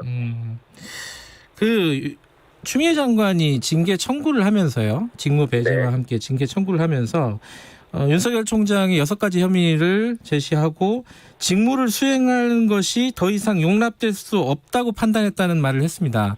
근데 이 지금 그 6개 중에 그래도 어쨌든 4개가 인정이 된 건데 이게 직무를 수행할 수 없는 정도가 아니다라고 판단을 한 거로 봐야 되는 건지 이 징계위원들의 판단은 어떻게 보십니까, 이 부분은? 징계위원들이야 뭐 장관의 얘기에 좌우되지는 않았을 거고요. 장관님의 얘기를 대로 갔다면 또 가이드라인을 제시했다고 했겠죠. 예, 그런 게 아니고 장관은 그 지휘권자인 장관으로서의 견해를 말씀하신 거고 징계위원들께서는 전적으로 뭐 징계 혐의를 놓고 법대로 판단하겠다라고 말씀을 하셨었는데 일단은 그 한편으로는 그 윤석열 씨 변호인 측의 언론 플레이가 먹혔다고 해야 될까요? 뭐 굉장히 뭐 별것도 아닌 일을 가지고 큰 일을 벌이는 것처럼 계속 그 침소봉대 해온 일이 있었습니다. 뭐 그런 것들이 심리적으로 좀 위축시키지 않았나 징계위원들을 그런 걱정을 좀 하고요. 그리고 이 제기되어 있는 혐의라고 하는 것이 사실은 상식적인 국민의 눈으로 볼 때 검찰총장의 지위에 있는 사람이 단 하나도 해서는 안 될 굉장히 조심해야 될 일이죠. 그러니까 하위직 공직자들도 그런 일을 하면은 지탄을 명기 어려울 텐데 명시적으로 뭐 정치를 하겠다는 취지의 얘기를 하고 그거를 뭐 이제 징계 날 임박해가지고 자신이 없다 보니까 무슨 집에 가서 개를 돌봐야 되는데 그런 말씀을 드리기가 좀 그래서 국민에게 봉사한다고 말했었다 이런 지금 되지도 않는 변명을 하고 했었는데 그러니까 그런 사안 하나하나가 또 뭐 채널A 사건에 대한 직권을 보호하기 위해서 수사방해, 감찰방해 뭐 이런 것들이 다 인정되지 않았습니까? 그러니까 이런 점들이 총장의 지위에서 절대 그 해서는 안 될 일이라는 점에 대해서는 많은 분들이 공감하실 거라고 생각합니다. 근데 이제 역시 똑같이 김기현 의원과 똑같은 질문을 드려야 될 것 같은데 이제 윤석열 총장은 어떻게 되는 건가 그리고 추미애 장관은 어떻게 되는 건가 일단 윤석열 총장은 정직 2개월에 대해서 법적인 다툼을 할 것 같고요. 그러면 2개월 뒤에 다시 복귀해서 정상적으로 또 총장 업무를 수행하게 될 거 아닙니까? 그냥 절차적으로 보면은 근데 징계는 받은 거예요. 사상 초유로 어떻게 해야 된다고 보세요, 윤석열 총장은? 글쎄 사실은 이렇게 징계를 받고 이제 결국은 이 징계를 최종적으로 승인하시는 분은 대통령이거든요. 그러니까 대통령께서 결국 이 판단에 대해서 뭐 수용하지 않으실 이유는 없을 것 같고 또 법적인 절차에 따라서 그대로 또 집행하겠다라는 게 청와대의 의지였지 않습니까? 그러니까 징계 처분은 그대로 집행이 될 것 같은데 사실은 이런 상황 이렇게 복잡한 상황이 초래되기 전에 총장이 미리 그러니까 징계가 청구되기 전에 거취를 정했어야 되는 게 맞죠. 그러니까 그 전에 총장들이 다들 그런 모습을 보여왔고 그것은 비단 그 개인의 어떤 이익보다는 조직의 장래를 생각해서 그렇게 한 측면이 있단 말입니다. 그러니까 이것은 검찰총장이 징계를 받은 일은 전체적인 우리 그 역사적 측면에서 보면은 결코 아름다운 일은 아니지 않습니까? 본인도 불명예스러운 흔적을 하여튼 길이 남기게 된 건데 이런 부분에 대해서 공직자로서 좀 책임감 있는 자세를 보였어야 되는데 그렇게 하지 못했기 때문에 일단 이런 상황까지 오게 된 거고요. 그다음에 정직이라는 게 2달 동안 직무 수행을 못하고 결국은 복귀하게 되겠습니다마는 그 안에 또 무슨 일이 있을지 모르고 본인이 또 그냥 조용히 있을지 또 다른 일을 벌일지 모르는 상황이라서 그거는 지금 판단하기에 좀 섣부른 것 같습니다. 스스로 물러날 가능성은 현실적으로는 없겠죠. 어떻게 예상을 하십니까? 이거는 예상을 여쭤보는 건데. 스스로 물러나는 게 도리일 텐데 본인은 그럴 생각이 없다고 계속 공언해 왔으니 또 제가 보기에는 계속 이제 정치적인 행보를 해오고 있으니까 또 정치적인 계산을 해서 선택을 하지 않을까 생각합니다. 정치적인 계산이라고 하면은 어떤 걸 말씀하시는 거죠? 출마나 뭐 이런 걸 얘기하시는 거예요? 아니 향후에 이제 본인이 어차피 정치적인 행보를 공언했고 지금까지 보여온 모습도 지극히 정치적인 모습이었다고 저는 보기 때문에 결국은 그 본인의 직책과 직무와 관련해서 네. 그 어찌 보면 누릴 수 있는 최대한의 권한을 누리고 지금 벌어진 일이잖아요. 네. 그리고 앞으로 이제 이 정직 처분 이후의 행보도 결국은 그것을 본인을 지지하는 사람들이 어떻게 받아들이느냐에 따라서 자신을 가장 부각시킬 수 있는 방법으로 선택하지 않을까 하는 말씀을 드린 겁니다. 예. 추미애 장관은요. 네. 그러니까 어쨌든 이 윤석열 총장은 총장 자격이 없다라고 시작을 한 거잖아요. 이 징계 청구가. 근데 징계위원회 어떤 결론은 형식적으로 보면은 정직 2개월을 판단을 했단 말이에요. 이 부분에 대해서 추미애 장관이 책임져야 되는 거 아니냐 이런 의견은 어떻게 보십니까? 장관님의 입장에서 정치적 부담이 생긴 건 맞겠죠. 그렇지만 이 징계위원회 판단 결과를 절대적으로 옳다고 보고 무조건 장관이 책임져라. 그거는 좀 저는 지나칠 생각 아닌가 싶습니다. 그러니까 아까 앞에도 말씀드렸지만 네. 장관의 의견을 그대로 수용하는 징계위원회라면 네. 그것은 일종의 가이드라인을 집행하는 기관이라고 또 아마 성토를 했을 겁니다. 네. 근데 징계위원회가 어떻든 고심을 하고 법적으로 정해진 방식에 따라서 네. 순차적으로 의견을 감하다가 지금 정직 2개월까지 온 것인데 네. 그렇다면은 정직 2개월을 넘어서는 수준의 의견이 2개가 있었다는 거거든요. 예. 그러면 징계위원들의 절반이 결국 그 장관의 뜻과 가까운 쪽이 있지 않았는가.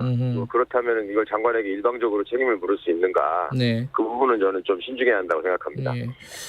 오늘 아침에 신문들을 보니까 일부에서 뭐 이런 제목들을 많이 뽑았더라고요. 앞으로 2개월 동안 이제 직무가 정지되는 거잖아요. 윤석열 총장이. 네. 뭐 이른바 권력형 비리 수사 뭐 이런 거 있잖아요. 월성 원전 수사 같은 거. 이런 부분들이 약화되거나 표류되는 거 아니냐. 이런 걱정들 어떻게 보십니까 이거는?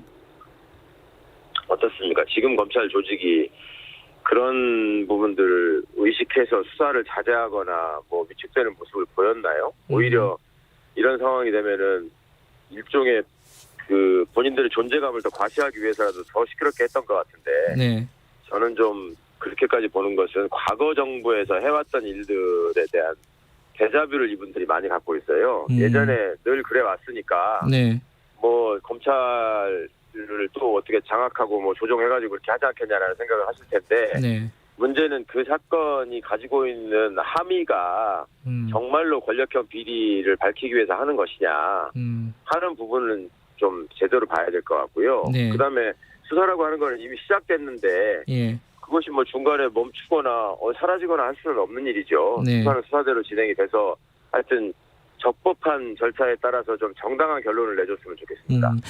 윤석열 총장의 여러 가지 뭐 징계와 관련된 혐의들 중에 검찰의 수사가 필요한 부분들 예를 들어 뭐 공수처에서도 이 윤석열 총장을 대상으로 수사를 할 거다 뭐 이런 예상들이 좀 있던데 어떻게 보세요? 이게 가능할 거라고 보십니까? 그거야 공수처가 출범한 이후에 이제 공수처 검사와 처장분들이 판단하실 수 있는데 그거야 그렇죠. 예. 일단 총장과 또 그 부인 그다음에 뭐 그 장모 네. 뭐 이분들에 대해서 지금 제기되고 있는 문제들이 있죠. 예. 그리고 총장 스스로도 사실은 그 과거의 어떤 검사 시절의 행적과 관련해서 네. 좀 많은 문제들이 제기되고 있는 걸로 알고 있습니다. 예. 그런 것들이 지금 총장 재임 시기 때문에 사실상 수사가 될 가능성이 없어서 지금 묻혀있는 측면이 있는데요. 네. 그게 공수처가 출범하게 되면 아마 틀림없이 제기가 될 것이고 네. 이제 그런 일들이 제기가 되면은 공수처가 수사를 안 할 수는 없지 않겠습니까? 네. 그 혐의의 중한 정도에 따라서 또 범죄로서의 구성 요건을 살펴서 네. 뭐 공수처의 수사 대상이니까 당연히 검찰총장은 네. 뭐 그 부분에 대한 공수처의 판단이 있지 않을까 생각합니다. 지금 이게 이틀에 걸친 징계위원회를 보면은요. 윤석열 총장 측이 절차에 대해서 계속 문제를 삼았어요. 기피 신청부터 해가지고 뭐 반론권 보장, 방어권 보장. 이 절차를 이렇게 계속 문제 삼았던 건 어떤 일종의 전략일 텐데 어떤 전략이라고 보세요, 이거는? 첫 번째는 이제 실체 관계에서 사실 관계가 워낙 명확하다 보니까 그걸 다투기에는 지금 좀 그 힘이 붙였던 거예요. 네. 그러니까 그럴 경우에 이제 법률적으로 사용하는 일종의 테크닉이 이제 절차에 관해서 계속 이제 물고 늘어지면서 네. 그 부분에 대해서 이제 흠집을 내서 나중에 이제 법원으로 가게 되면 네. 그 절차에 흠결이 있어서 이 처분은 취소되어야 된다. 이제 이런 걸 염두에 두고 하신 방식인 것 같고요. 예. 이런 비슷한 모습을 아마 그 사법농단 사건의 재판 과정에서도 징계하고는 좀 다릅니다만은 거기에 전직 대법원장이나 뭐 고위 법관들이 많이 연루돼 있지 않습니까? 예. 그분들이 공통적으로 아주 절차를 꼼꼼하게 따졌었지요. 그러니까 그런 점들하고 좀 비교해 보시면 비슷한 일이 지금 벌어지고 있다. 네. 그리고 상대적으로 또 꼭 잊어버리지 말으셔야 될 지점은 보통 사람들이 징계나 재판에 임했을 때도 그렇게 절차를 따지고 또 준수해 주는가. 네. 그렇게 꼼꼼하게 또 지나치게 이렇게 배려를 한 거거든요. 사실은 지금 윤석열 총장의 경우에는. 저도 과거에 징계위원도 해봤고 징계위원회 간사도 해봤고 징계 처분에 관한 소송도 해봤지만 네. 이런 식으로 일일이 따져가면서 무슨 기록을 복사해주고 징계위원 명단을 공개 한 해 만에 또 매번 징계위원들에 대해서 일일이 기피 신청을 하고 네. 마지막에는 뭐 다시 또 연기해달라 이런 식으로 해서 또 연기를 하고 연장을 하고 이런 경우는 저는 처음 봤습니다. 네. 그러니까 이런 점들이 검찰총장이라는 위치에서 누린 또 하나의 특권이었다. 저는 그렇게 봅니다. 네. 공수처 얘기도 잠깐 여쭤보죠. 그 공수처가 이제 처장 선임 절차를 밟을 거 아니겠습니까? 네. 근데 여기에 대해서 야당 쪽에서 이런 얘기를 해요. 유승민 의원이 그랬어요. 정권을 교체해서 공수처 만든 것을 뼈저리게 후회하도록 해야 한다. 어떻게 받아들이세요? 이런 입장에 대해서는? 예, 그런 얘기야말로 정치적으로 어떤 비중이 있는 지도자라고 본인이 생각한다면 정말로 삼가해야 할 발언 아닌가요? 그러니까 그게 무슨 말입니까? 그럼 본인들이 집권을 하게 되면은 공수처를 이용해가지고 무슨 전 정권에 대해서 보복하겠다 뭐 이걸 공언한 건가요?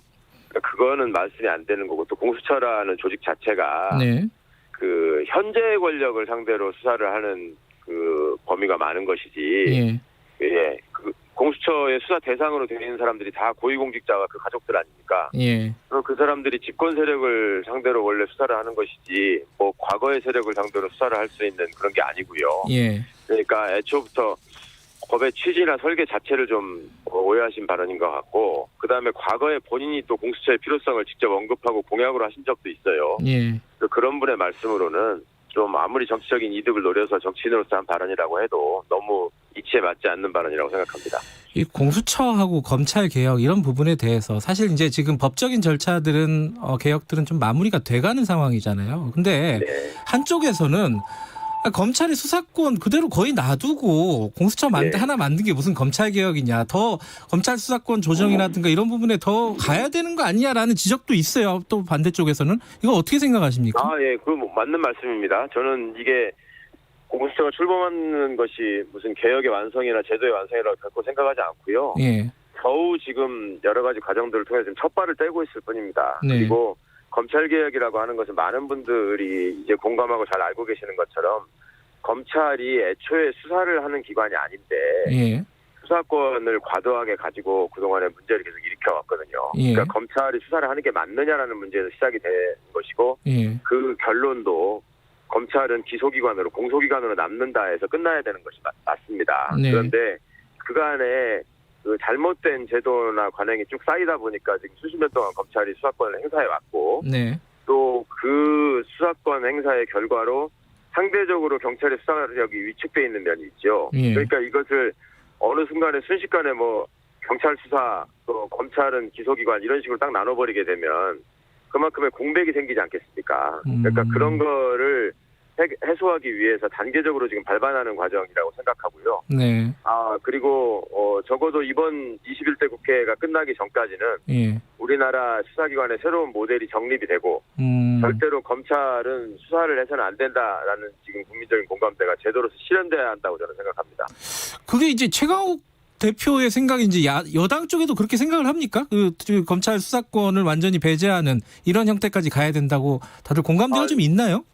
물론이죠. 적어도 제가 우리 법사위원님들하고 토론을 해본 결과는 뭐 대부분 다 그렇게 공감하고 계시고요. 예. 그리고 애초에 검찰 개혁의 시작이 그 공수처를 만드는 게 검찰 개혁이 아닙니다. 그 대통령도 설명하신 바가 있지만 공수처는 부수적인 효과로 검찰을 견제하는 기능이 생긴 것이지 공수처 출범의 애초의 취지는 살아있는 권력이라고 하는 대통령과 그 측근 그분들에 대한 수사가 번번이 좀 이렇게 용두사미가 되는 경우가 있고 국민적인 의혹이나 불신이 해소되지 않은 면이 있어서 그런 점들을 중립적인 위치에서 명백하게 수사할 수 있는 기관을 만들자.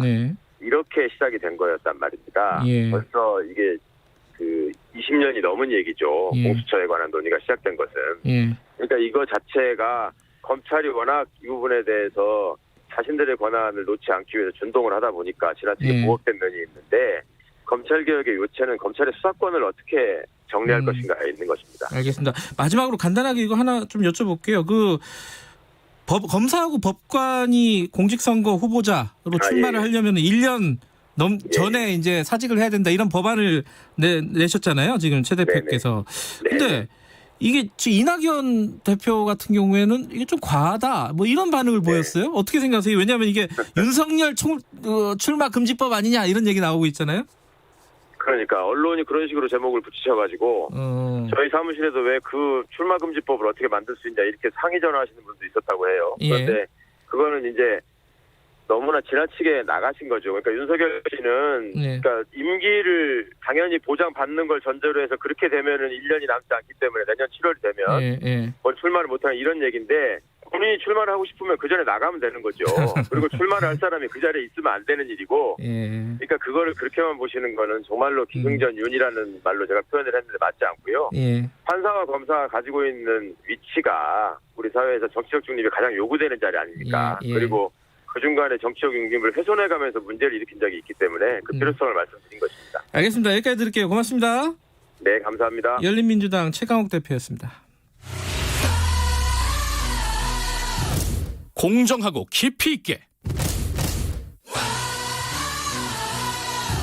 오늘 하루 이슈의 중심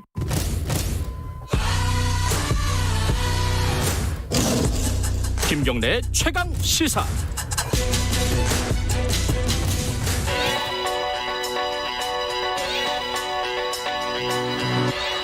최강 시사 윤태곤의 눈. 윤태곤 의제와 전략그룹 더모아의 정치 분석 시장 나와 계십니다. 안녕하세요. 네, 안녕하세요. 윤석열 얘기 그만하고 김종인 비대위원장 얘기 좀 하죠. 사과를 한다 그랬는데 결국 했습니다. 그죠? 예, 한다고 했던 걸 한 거니까 뭐 놀라운 건 아니고 수위나 내용도 예측 수준 내였어요. 네. 저는 그 사과문 자체보다는 앞뒤 맥락에 대해서 좀 한번 설명을 들어볼까 일단 싶어요. 반응들이 좀 엇갈립니다. 그죠? 근데요. 이게 엇갈린다고 보는 게 맞나? 전 잘 모르겠어요. 예를 들어서 주호영 원내대표 긍정적으로 반응했습니다. 대체적으로 긍정적으로 반응했는데 막 반발한 분들이 조원진, 홍준표 그리고 참 제가 이분 이제 기사 되게 오랜만에 봤는데 정동기 전 민정수석 이명박 정부 때 민정수석 했던 분이에요. 예, 진짜 오랜만이네요. 반발하며 탈당했다. 평당원이더라고요.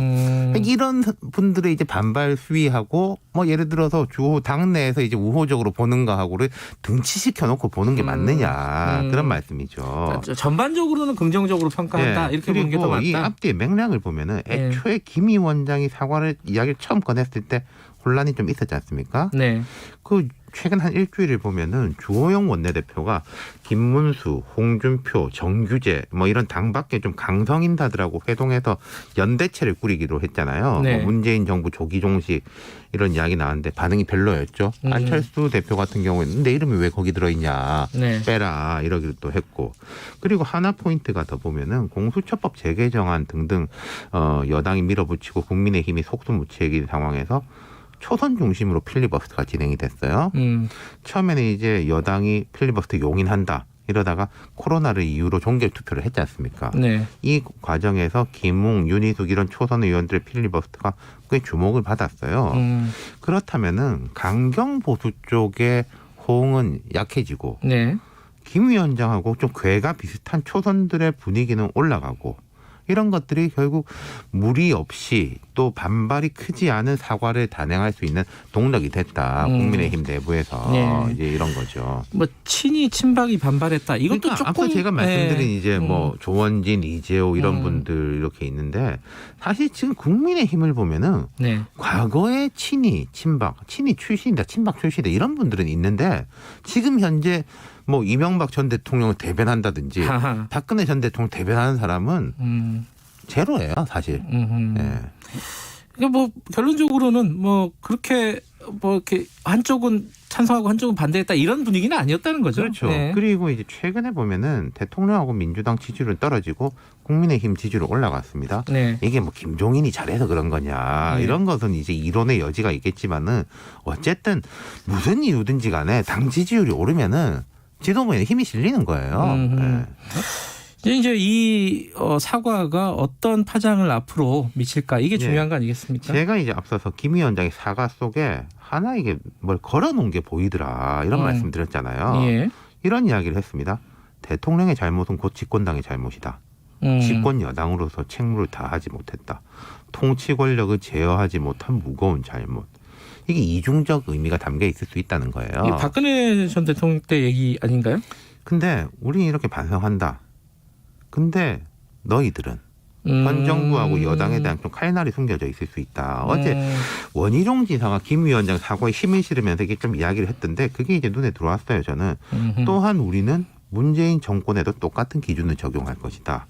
어느 누구든 어느 정당이든 대통령과 집권 여당으로서의 책임은 동일하다. 예. 국민이 똑같이 심판할 것이다. 이렇게 말했는데 뭐 예컨대 우리는 사과했다. 그러니까 이명박 박근혜 됐던 기준을 현 정부에 들이대겠다. 이런 거겠죠. 그러니까 자 과거 적폐청산 정부 적폐청산 이 정부에서 이루어진 걸 보면은 뭐 흥미롭게도 윤석열 검찰총장이 주도했는데 직권 남용 뭐 이런 것들이 많았지 않습니까? 이제 우리 사과했으니까 앞으로 더 세게 하겠다. 뭐 이렇게 그러니까 봐야 되나요? 이 기준으로 해가지고 우리도 똑같이 하겠다. 뭐 예컨대 윤석열 총장 징계 어제 새벽에 된 거 딱 7년 전에 박근혜 정부 때 정직 1개월. 이번에 정직 2개월로 늘어났던데 그런 점으로 그러니까 뭐 박근혜 비교한 공세를 많이 펼칠 걸로 보여요. 이제 국민의힘에서. 근데 그게 이제 대중 유권자들한테 잘 먹힐까? 이게 중요한 거 이제 아니겠어요? 뭐 이 정부가 여권이 어떻게 하느냐 이제 달린 거겠죠. 네. 그리고 좀 이제 앞을 내다보면 크게 봐서 두 가지가 있습니다. 첫 번째는 코로나 전국이 있고 두 번째는 서울 부산시장 선거가 있지 않습니까? 예. 그럼 국민의 힘 입장에서는 두 정국에 대응하기 위해선 털고 간다. 뭐 예를 들어 K 방역 이런 부분에 대해 가지고도 과거엔 여권의 메르스 때 박근혜가 이거밖에 못했잖아라는 비판 많이 했지 않습니까? 네. 그런 부분에 대해서도 조금 역공을 할 것 같로 보이고요. 네. 그러기 위해서 이제 털고 간다 이런 모드인데 그리고 이 선거를 보면은 부산 서울인데 서울이 핵심이겠죠. 선거가. 네.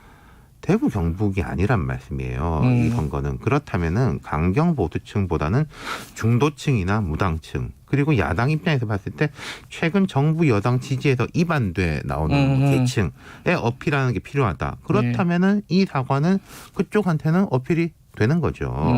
이 사과로 인해 가지고 갑자기 뭐가 다 좋아지고 그런 건 제가 잘 모르겠습니다만은 네. 안 좋은 부분을 제거해 놓는다. 그리고 이제 선거를 준비한다. 이런 의미가 있을 겁니다. 네. 자, 이제 국민의힘이 내달 초에 이제 뭐 서울 부산시장 선거 준비할 건데 지금 당협위원장들에 대한 조직 정비 중이거든요. 예. 예컨대 민경욱 전 의원 지금 미국에서 그 트럼프 대통령이 부정선거 개입했다 그 사진 집회 나가 있고 그렇던데 예.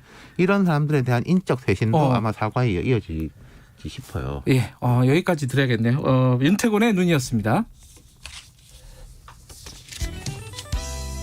뭐야?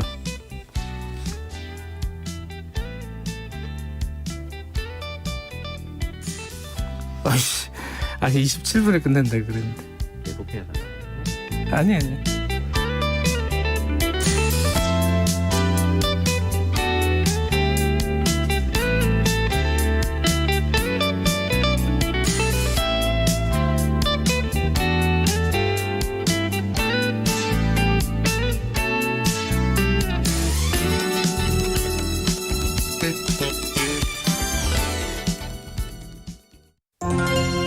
다음 4가지 단어로 문장을 만들어 보세요. 지구, 나, 온도, 저탄소 제품. 나는 지구 온도를 낮추기 위해 저탄소 제품을 선택했다. 테스트 결과 당신은 지구의 내일을 바꾸는 실천가입니다. 온실가스를 줄이는 저탄소 제품. 기업이 생산하고 소비자가 선택할 때 지구의 내일이 달라집니다. 함께 만들어요. 건강한 지구 온도. 나부터 시작해요. 저탄소 제품. 환경성적 표지 저탄소 제품 인증 캠페인은 환경부와 한국환경산업기술원이 함께합니다. 안녕하세요. 과학기술정보통신부 최기영 장관입니다. 코로나19 위기에 대응하고 디지털 대전환 시대를 준비하기 위해 전 국민을 대상으로 디지털 역량 강화 교육이 시행되고 있습니다. 스마트폰, 태블릿 PC 등 기본적인 디지털 교육부터 모바일 뱅킹, 온라인 예매와 같이 생활에 밀접한 디지털 활용까지 누구나 쉽고 편리하게 받을 수 있는 디지털 역량 교육, 지금 바로 참여하시길 바랍니다. 함께 배우는 디지털, 함께 누리는 디지털 세상. 디지털 역량 교육은 전국 1000여 개의 디지털 배움터에서 받을 수 있습니다. 자세한 내용은 1800-0096으로 문의해주세요. 요즘 속 터지고 그렇습니다. 답답한 뉴스만 머리가 아프다. 아이고 지끈지끈해 그런 사람들 있지 않습니까? 그러면은 주진우 라이브 들으시면 저희가 정리 잘 해드릴 테니까 걱정 마시고요. 자, 일로 오십시오. 주진우 라이브입니다. 코로나 시대 시사 매일 오후 5시 5분 주진우 라이브.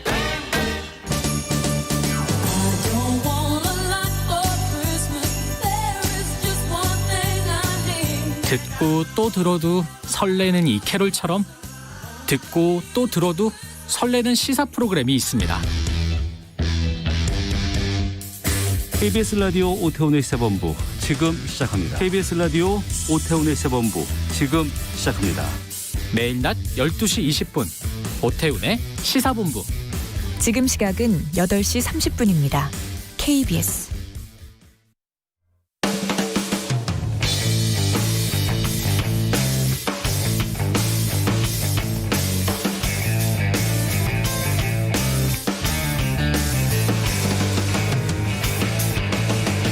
김경래의 최강 시사. 네, 김경래 최강 시사 3부 시작하겠습니다. 2부에서 시간이 좀 착오가 있어가지고 저희들이 방송 사고가 약간 있었습니다. 죄송합니다. 예, 제가 마지막에 욕한 건 아니죠? 큰일 날 뻔했네. 네, 한 40초 먼저 끝내가지고 죄송합니다. 3부에서는요 다른 얘기 좀 해보죠. 가습기 살균제가 지금 사회적 참사 진상 조사위원회에서 지금 조사를 하고 있지 않았습니까? 근데 이게 연장되는 법안이 통과가 됐습니다. 근데 이게 대폭 어떤 그 조사권이라든지 이런 부분들이 삭제가 됐다 그래요. 그리고 여기에 반발을 해가지고 최혜용 사참위 부위원장이 공개적으로 사퇴하겠다 이런 의사를 표명하기도 했고요. 지금 어디까지 왔는지 그리고 남은 과제는 뭔지 앞으로 사참위에서는 무엇을 해야 하는지 이런 부분들을 좀 여쭤볼게요. 최혜용 사참위 부위원장 연결되어 있습니다. 안녕하세요. 네, 안녕하세요. 예. 부위원장님이 국회에서 사퇴 얘기를 하셨죠? 국회에서 한 건 아니고요. 예. 네, 국회에서는 이제 법안 다뤄질 때, 네. 예, 그 연장의 필요성과 예. 그리고 연장되면 어떤 일을 할지 이런 거에 대해서 좀 설명했고요. 예. 예, 그런데 결과적으로 그 가습기 살균제 진상규명 파트가 빠져서, 네. 예, 그 국회 통과되기 전에 예. 그런 문제가 이제 사회에 알려지지 않아서 제가 기자회견 할 기회가 있어서 이런 문제가 있다라고 지적하면서 그게 수용이 안 되면 의미가 없어서 사퇴하겠다 이렇게 말씀드린 바가 있습니다. 이제 조사하는 기능이 삭제됐다 이렇게 보면 되는 건가요, 지금? 예, 그 세월호와 이제 가습기 살균제 두 가지를 다루는 게 그 저희 사참이죠. 수조인데요. 예. 네, 세월호에 대해서는 이제 계속 그 진상규명도 하고 네. 하는 건데 가습기 살균제의 경우에는 진상규명을 하지 않도록 못하도록 그 조항을 삭제해 버려서 네. 사실상 뭐 거의 가습기 살균제 문제는 거의 기능이 없어진 거죠. 물론 이제 피해 구제라든지 이런 부분은 남아 있지만 제일 중요한 진상규명 부분이 빠져버렸습니다. 그럼 어떻게 되는 거예요? 이게 진상조사가 지금 이제 부위원장님께서 말씀하신 걸 보면은 진상조사를 해야 될 부분들이 남아 있는데 삭제가 됐다 이런 뜻으로 들려요? 어떤 것들이 남아 있는 겁니까? 그렇습니다. 물론 지난 2년 동안 저희가 예. 약속했던 2년 동안 충분히 다 그 책임을 다하지 못한 약속을 못 지킨 부분은 좀 있습니다. 예. 예, 하지만 세월호도 그렇고 저희 가습기 살균제 문제도 그렇고 나름대로 한다고 했는데 여러 가지 사정상 이제 충분하지 못했고 그런 것들이 특히 유족들이 많이 문제 제기를 하셔가지고 네. 그러면 기간을 연장해서 더 해야 한다. 그리고 기간만이 아니고 또 수사권에 준하는 네. 어떤 그 수사 기능, 조사 기능도 좀 강화되고 네. 여러 가지 그러니까 또 그 공소시효도 거의 임박했기 때문에 네. 사법적 책임을 물으려면 공소시효에 관련된 어떤 그런 조항도 필요하고 이제 이런 것들이 요구가 됐는데 네. 부분적으로 이제 받아들여지긴 했고 1년 6개월, 2년 요구했지만 1년 6개월로 해서 연장되고 이제 이 정도로 됐는데 가습기살균제 부분이 빠져버렸어요. 가습기살균제 문제는 많이들 아시지만 이제 기업의 책임과 정부의 책임 그리고 여전히 수많은 그 피해자들이 찾아지지 않고 있는 그런 문제 등이 남았는데 그 기업 부분은 2016년도에 한번 수사했고 그다음에 그 뒤에 수사되지 않은 절반의 기업들 SK나 애경이나 이런 기업들은 저희 사참위가 출발하면서 이제 그 검찰이 한번 2차 수사를 다행히 시작을 했어요. 그래서 그 부분은 지금 1심 재판을 남겨두고 있기 때문에 부족하긴 하지만 그래도 어느 정도 진행되는데 정부 책임에 대해서는 거의 물어주지 못했습니다. 그래서 사실 정부 책임에 대해서 본격적으로 책임을 묻는 어떤 그런 이제 시작인데 저희가 못하도록 그렇게 하는 바람에 정부 책임에 대해서는 면죄부를 주는 거 아니냐 이제 이런 상황이 돼버렸습니다. 지금이라도 뭔가 좀 개선 조사권을 다시 부여하거나 이럴 수 있는 건 아닌 건가요? 어떻게 법이 통과가 돼가지고 어떻게 되는 이미 겁니까? 본회의에 통과돼 버렸고 어제인가 그제 그 국무회의에서도 의결을 했어요. 그러니까 다시 입법 과정을 거치는 건 쉽지 않아 보이는데 지금이라도 저희는 이제 국민적인 어떤 공감대를 만들어서 그렇게 해야 된다고 보고요. 그래도 특조위가 할 수 있는 일이 일부 있으니까 피해 지원이나 이런 부분들은 또 나름대로 해야 되는데 저는 이미 사퇴 의사를 밝혀서 워낙에 이제 제가 해왔던 시민운동 방식으로 시민사회에 다시 돌아가서 가습기 문제를 비롯해서 이런 이제 환경 문제가 국민 건강과 생명에 영향을 주는 그런 환경 보건 운동을 계속 하려고 합니다. 아니 그래도 부위원장님이 이렇게 사퇴하시면은 안 그래도 만약에 권한이나 이런 것들이 축소된 가습기 살균제 조사 같은 것들이 더 난항을 겪게 되는 거 아닙니까? 어떻게 봐야 될까요? 특조위 차원에서는 아쉬움이 많을 수밖에 없죠. 결국 이제 특조위라는 게 법에 의해서 권한을 가지고 하는 거기 때문에 저도 많이 아쉽습니다만 이 법에 권한이 주어지지 않으면은 또 강제적인 조사나 이런 걸 할 수가 없기 때문에 특히 제가 맡은 부분이 이제 가습기살균제 진상규명 부분이었습니다. 근데 진상규명을 하지 말라고 하는 건 저보고 나가라는 소리밖에 더 되는가라는 이제 문제 의식이고요. 말씀드린 대로 다시 처음부터 시작해야 되는 상황이 됐습니다.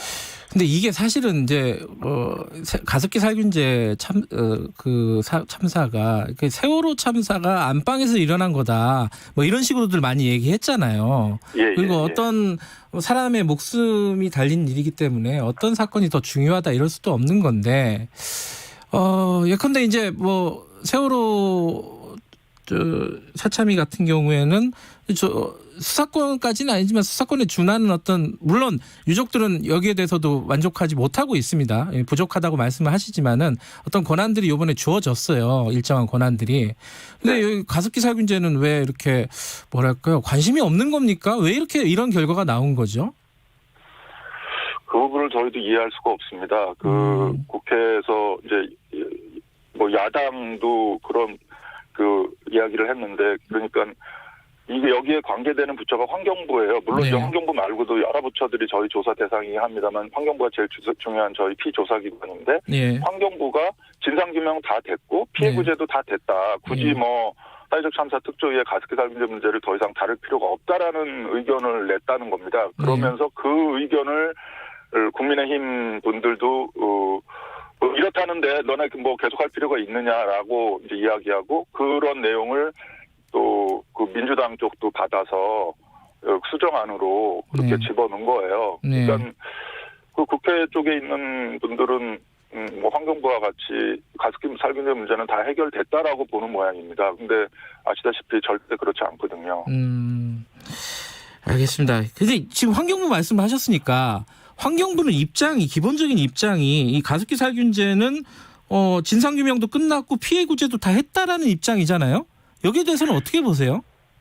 그게 참 기가 막힐 일입니다. 사실은 환경부는 1994년 그 가습기 살균제 제품이 세상에 처음 나왔을 때 거기에 들어있는 유해 살균 성분도 유해물질이다, 유독물이다라고 지정도 안 한 그런 관리의 책임이 굉장히 크고요.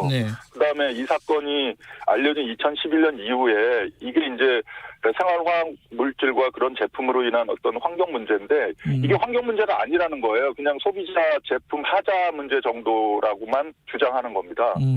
그러한 소극적인 태도를 지금도 계속 유지하고 있어요. 네.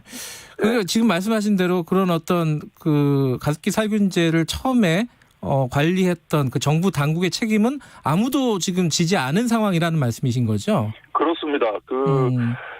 한 20여 개 정부기관이 관계돼 있고 저희가 계속 조사를 해오고 있는데 시간이 더 주어진다면 그리고 조사권이 더 강화된다면 그들을 강제로 불러서 그들의 책임을 상당 부분 물을 수 있을 것 같아요. 게다가 과거 박근혜 정부나 이런 곳에서는 BH에서도 이제 이 문제를 굉장히 소극적으로 다루라고 하는 어떤 지시나 이런 부분이 있어서 사실은 정권 차원의 문제도 연결돼 있는 거여서 더 조사할 부분이 많은데 지금 굉장히 아쉬운 상황이어서 국민들의 관심이 필요합니다. 그러니까 그 정부 근데 공소시효 같은 것들은 어떻게 됐습니까? 이거 워낙 오래돼 가지고. 맞습니다. 그 공소시효는 상당 부분 지난 것들이 많아서 이 사건이 이제 1994년부터 이제 제품이 출시됐기 때문에 초기에 잘못한 어떤 관료들의 책임 이런 걸 묻기는 현실적으로는 어렵고요. 사법적으로는. 하지만 지금도 피해자들이 돌아가시는 분들이 계속 있어요. 그래서 결국 이 사건으로 사망한 분들의 이제 최종적인 사망 시점으로부터 계산하는 공소시효 이런 것들을 따진다면 아직은 좀 남아 있습니다. 그래서 좀 더 조사해서 그 사법적인 책임도 미진하지만 묻고 그다음에 사법적인 공소시효가 지난 부분에 대해서는 이제 정치적 사회적인 사과와 이제 책임을 묻는 그래서 재발 방지를 하는 어떤 그런 마무리 과정이 이제 필요한데 아쉬워요. 지금 이제 아마 그 오래된 사건들이라 기억을 못 하시는 청취자분도 있을 텐데요. 이게 사망자라든가 피해자들이 계속 늘어나는 사건이잖아요, 이게. 지금 현재 사망자는 한 몇 명 정도로 집계를 하고 계신 겁니까? 집계라고 하면 이제 피해 신고된 분들과 신고되지 않고 저희들이 그 전체적으로 전국 규모로 피해자가 몇 명 되는지 이제 추산하는 두 가지가 있는데요. 이제 추산 규모로 보면 그러니까 이 제품을 사용한 사람은 거의 그 6,700만 명으로 확인되고 그중에서 한 10%가량이 한 60만 명에서 70만 명 정도가 건강 피해를 입은 것으로 보고 그다음에 한 14,000명에서 한 2만 명 가까이가 직접 사망한 것으로 그렇게 추산이 됩니다. 14,000에서 2만 명? 상상을 초월하죠. 그런데 최근까지 신고된 피해자는 7,000명 정도 되고 그중에 사망자는 한 1,500명 됩니다. 그게 환경부나 정부 당국의 책임도 있지만은 얼마 전에 사실은 옥시 레빗뱅키처 그러니까 흔히들 옥시라고 부르는 그 회사가 사실 이 유독성을 확인하고도 은폐했다. 거기에 또 김앤장도 같이 조력했다. 이런 조사 결과를 발표하신 적이 있잖아요. 맞습니다. 근데 물론 옥시 같은 경우에는 대표이사가 사법적인 책임을 지긴 했지만은 그 외에 뭐 은폐 의혹이라든가 이런 부분에 대해서는 아직 책임진 사람 없는 거 아니에요, 이거? 그 은폐 부분은 지금 이번에 검찰의 2차 수사로 일단 그 실형을 받은 사람이 나오긴 했습니다. 근데 이제 그거는 은폐 부분이고 실질적으로 이 잘못 만들어진 이 제품 사용으로 인해서 소비자들이 죽고 다친 부분에 있어서는 굉장히 제한적인 책임만 물어진 거예요. 예를 들어서 옥시의 경우만 하더라도 그 초기에 사장을 했던 신현우라는 그런 한국인 사장만 처벌받았고 이게 이제 레킷뱅키저가 영국 회사인데 영국 본사가 임명한 외국인 임원들에 대한 조사는 전혀 이루어지지 않았습니다. 그분들의 그 책임이 굉장히 크다고 보고 저희들이 이제 국제 인터폴까지 동원해서 그 책임을 묻는 그런 수사와 진상규명이 필요하죠. 부위원장님 생각하실 때는 어쨌든 지금 어떤 여론의 힘을 얻어서라도 이런 조사권이라든지 이런 것들을 다시 부여하는 방안이 좋겠다라는 말씀이신 거죠? 저는 그렇게 생각합니다. 알겠습니다. 이거 좀 국회에서 논의되는 과정이나 이런 부분들을 지켜보겠습니다. 서주현 님이 우리 모두가 피해자다. 이런 것들을 지워버릴 문제가 아니다. 이런 말씀도 해주시고요. JHS님은 환경부가 책임 회피하고 넘어가려는 것 같다. 끝까지 갔으면 좋겠다. 이런 말씀도 해주셨습니다.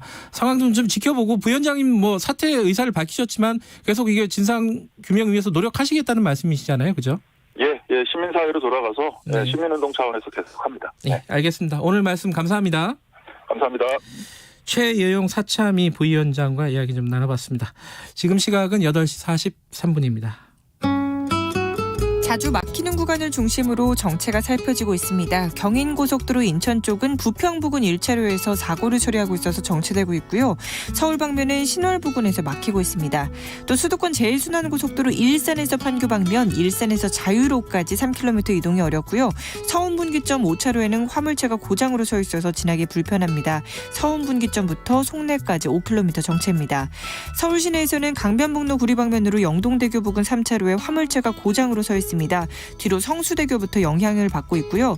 이전에는 방화대교에서 서강대교, 또 원효대교에서 동작대교 쪽으로 정체되고 있습니다. KBS 교통정보센터였습니다.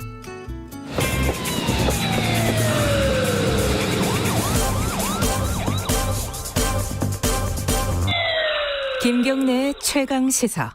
예, 코로나19 상황에서 우리 사회가 굉장히 많은 변화를 겪고 있습니다. 일단 뉴노멀이라는 표현도 쓰죠. 그 중에 아마 모든 분들이 이 분야를 생각하실 겁니다. 교육 분야. 지금 이제 학교 안 가는 아이들이 많이 생겼고요. 지금 잠깐 또 며칠 가다가 최근에 3단계, 2.5단계 올라가면서 저희 애도 학교를 안 가게 됐어요. 그래서 원격 수업이 사실 전면적으로 실시되고 있는 상황인데 이게 새로운 어쩔 수 없이 시작한 거긴 한데 새로운 교육의 모델이 되는 거 아니냐 이런 얘기도 좀 나오고 있고요. 이 원격 교육을 어떻게 앞으로 발전시켜 나가야 되는가 이런 고민들도 여러 교육 당국에서 하고 있는 것 같습니다. 관련된 얘기를 교육 전문가 이범 교육평론가와 얘기 좀 나눠보도록 하겠습니다. 지금 런던에 계시거든요. 그래서 화상 전화로 연결합니다. 얼굴 보실 분들은 유튜브 연결하시면은 이범 평론가의 얼굴을 보실 수 있습니다. 평론가님 안녕하세요. 예, 안녕하세요. 예. 근데 영국이 코로나 지금 좀 위험한 상황 아니에요?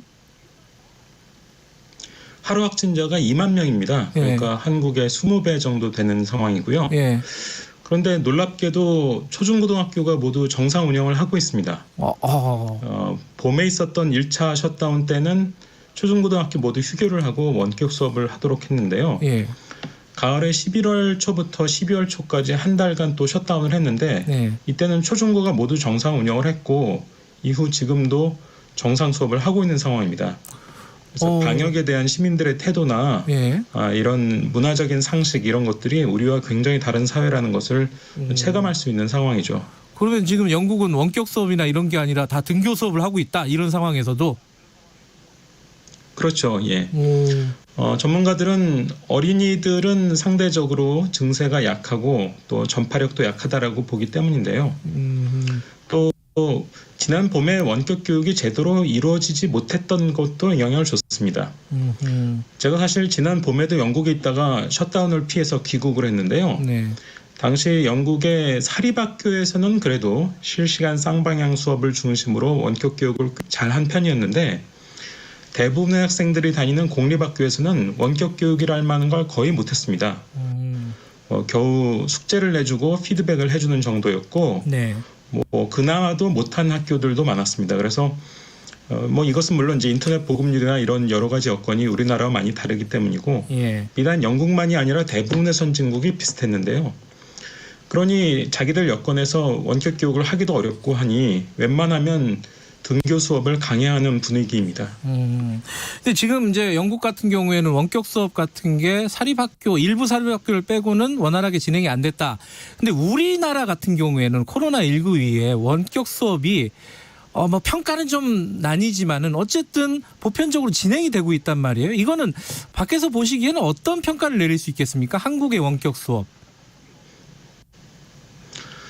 제가 최근에 낸 책에도 그런 얘기를 써놨는데요. 우리나라가 보편적 원격 교육에서는 아주 예외적인 나라입니다. 기본적으로 인터넷 보급률이 높은 데다가 또 우리나라가 원래 저소득층 학생들을 위해서 인터넷 접근권이라든지 또는 기기를 대여해 주는 사업을 계속하고 있었거든요. 그러니까 원격 교육을 보편적으로 하기 굉장히 좋은 여건에 있었던 아주 예외적인 나라였고 그래서 대부분 선진국에서 원격 교육을 제대로 하지 못하는 가운데 한국은 아주 보편적 원격 교육에 성공한 그런 나름 대단한 업적을 만들어낸 나라이기도 합니다. 예.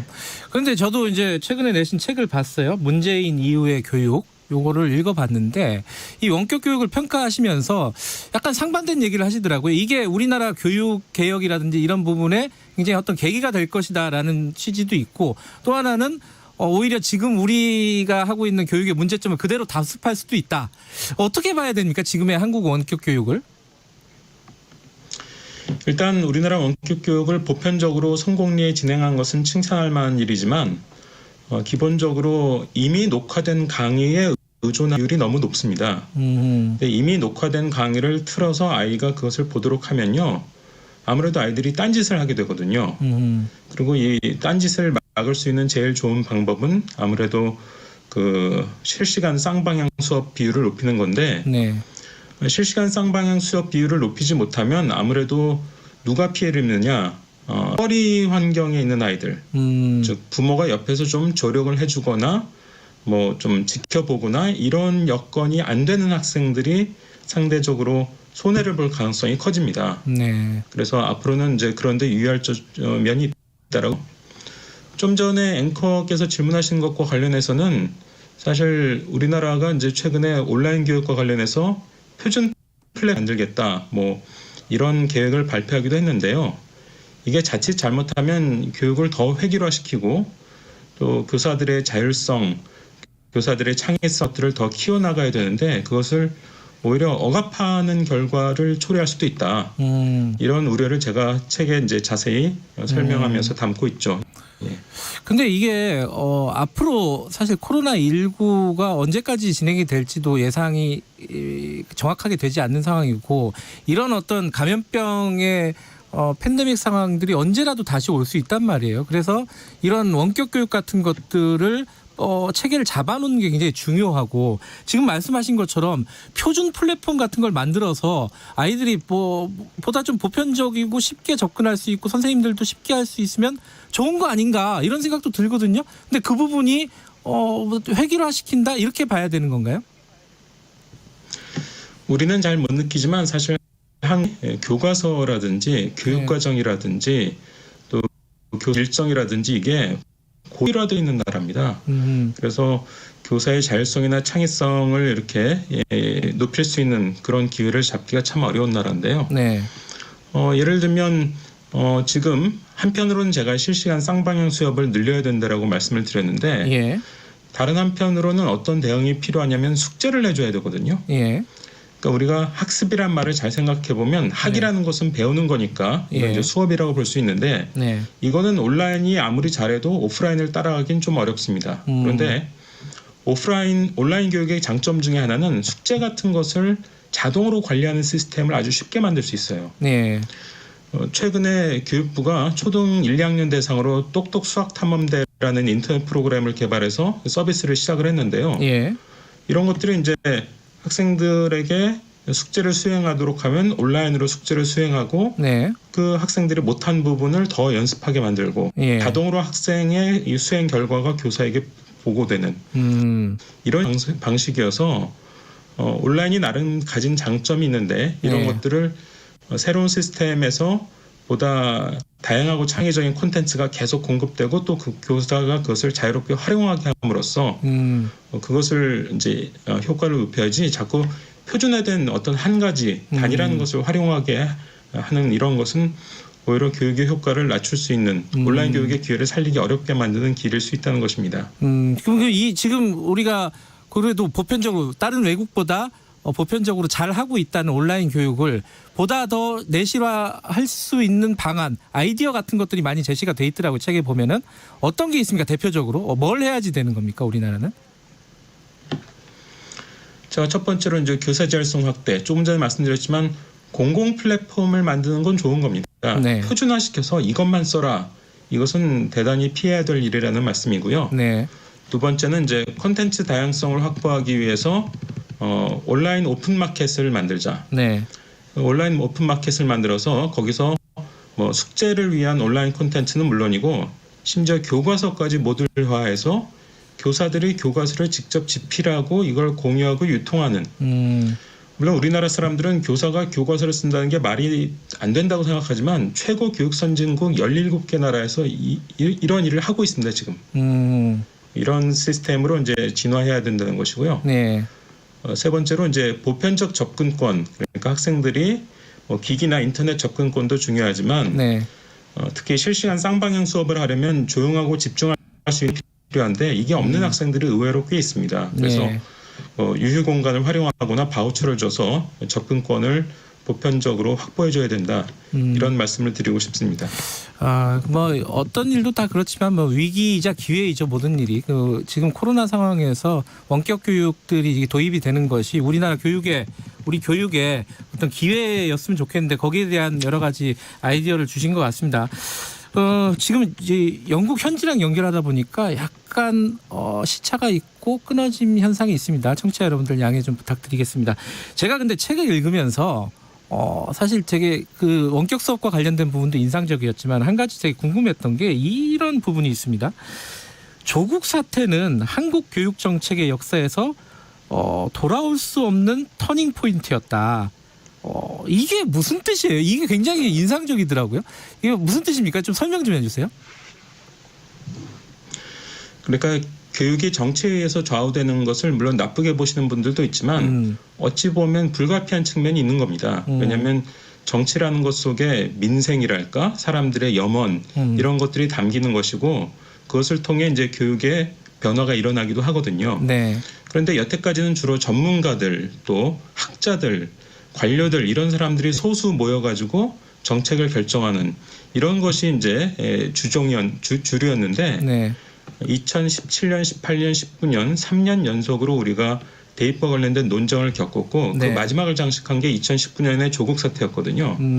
그래서 3년 연속 논쟁을 겪으면서 대중이 자신의 염원과 바람을 직접적으로 투영하고 그것을 적극적으로 제기하고 또 정책화시키는 데 참여하는 이게 우리나라 교육 역사상 최초로 일어난 일입니다.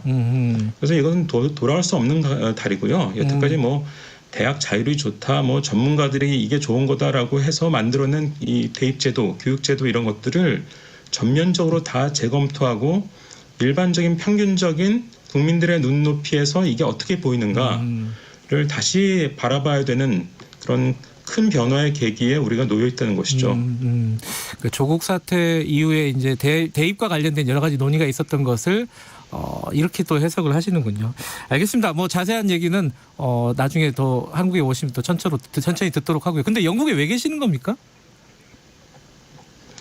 제가 원래 비교 연구에 관심이 많아서 각국 교육 제도들을 비교 연구하는 예를 들면 제 책에도 OECD 35개국의 대입 제도를 또 비교한 부분이 있고 교권의 실태, 상황 이런 것들을 비교 연구한 부분이 챕터로 실려 있는데요. 알겠습니다. 보면 예. 이제 우리나라 제도가 얼마나 희한한지 이런 것도 예. 알 수 있는 그런 알겠습니다. 대목이기도 하죠. 예. 건강하시고요. 그 영국 코로나 상황도 위험한데 건강 잘 챙기시고 돌아오시면은 관련된 얘기를 좀 자세히 좀 듣도록 하겠습니다. 오늘 고맙습니다. 예, 감사합니다. 예, 이범 교육평론가였습니다. 영국 현지랑 연결해서 약간 방송에 문제가 좀 있었습니다. 양해 부탁드리겠습니다. 자, 김경래 최강시사 12월 16일 오늘 여기까지 하고요. 내일 아침 7시 20분에 다시 돌아오겠습니다.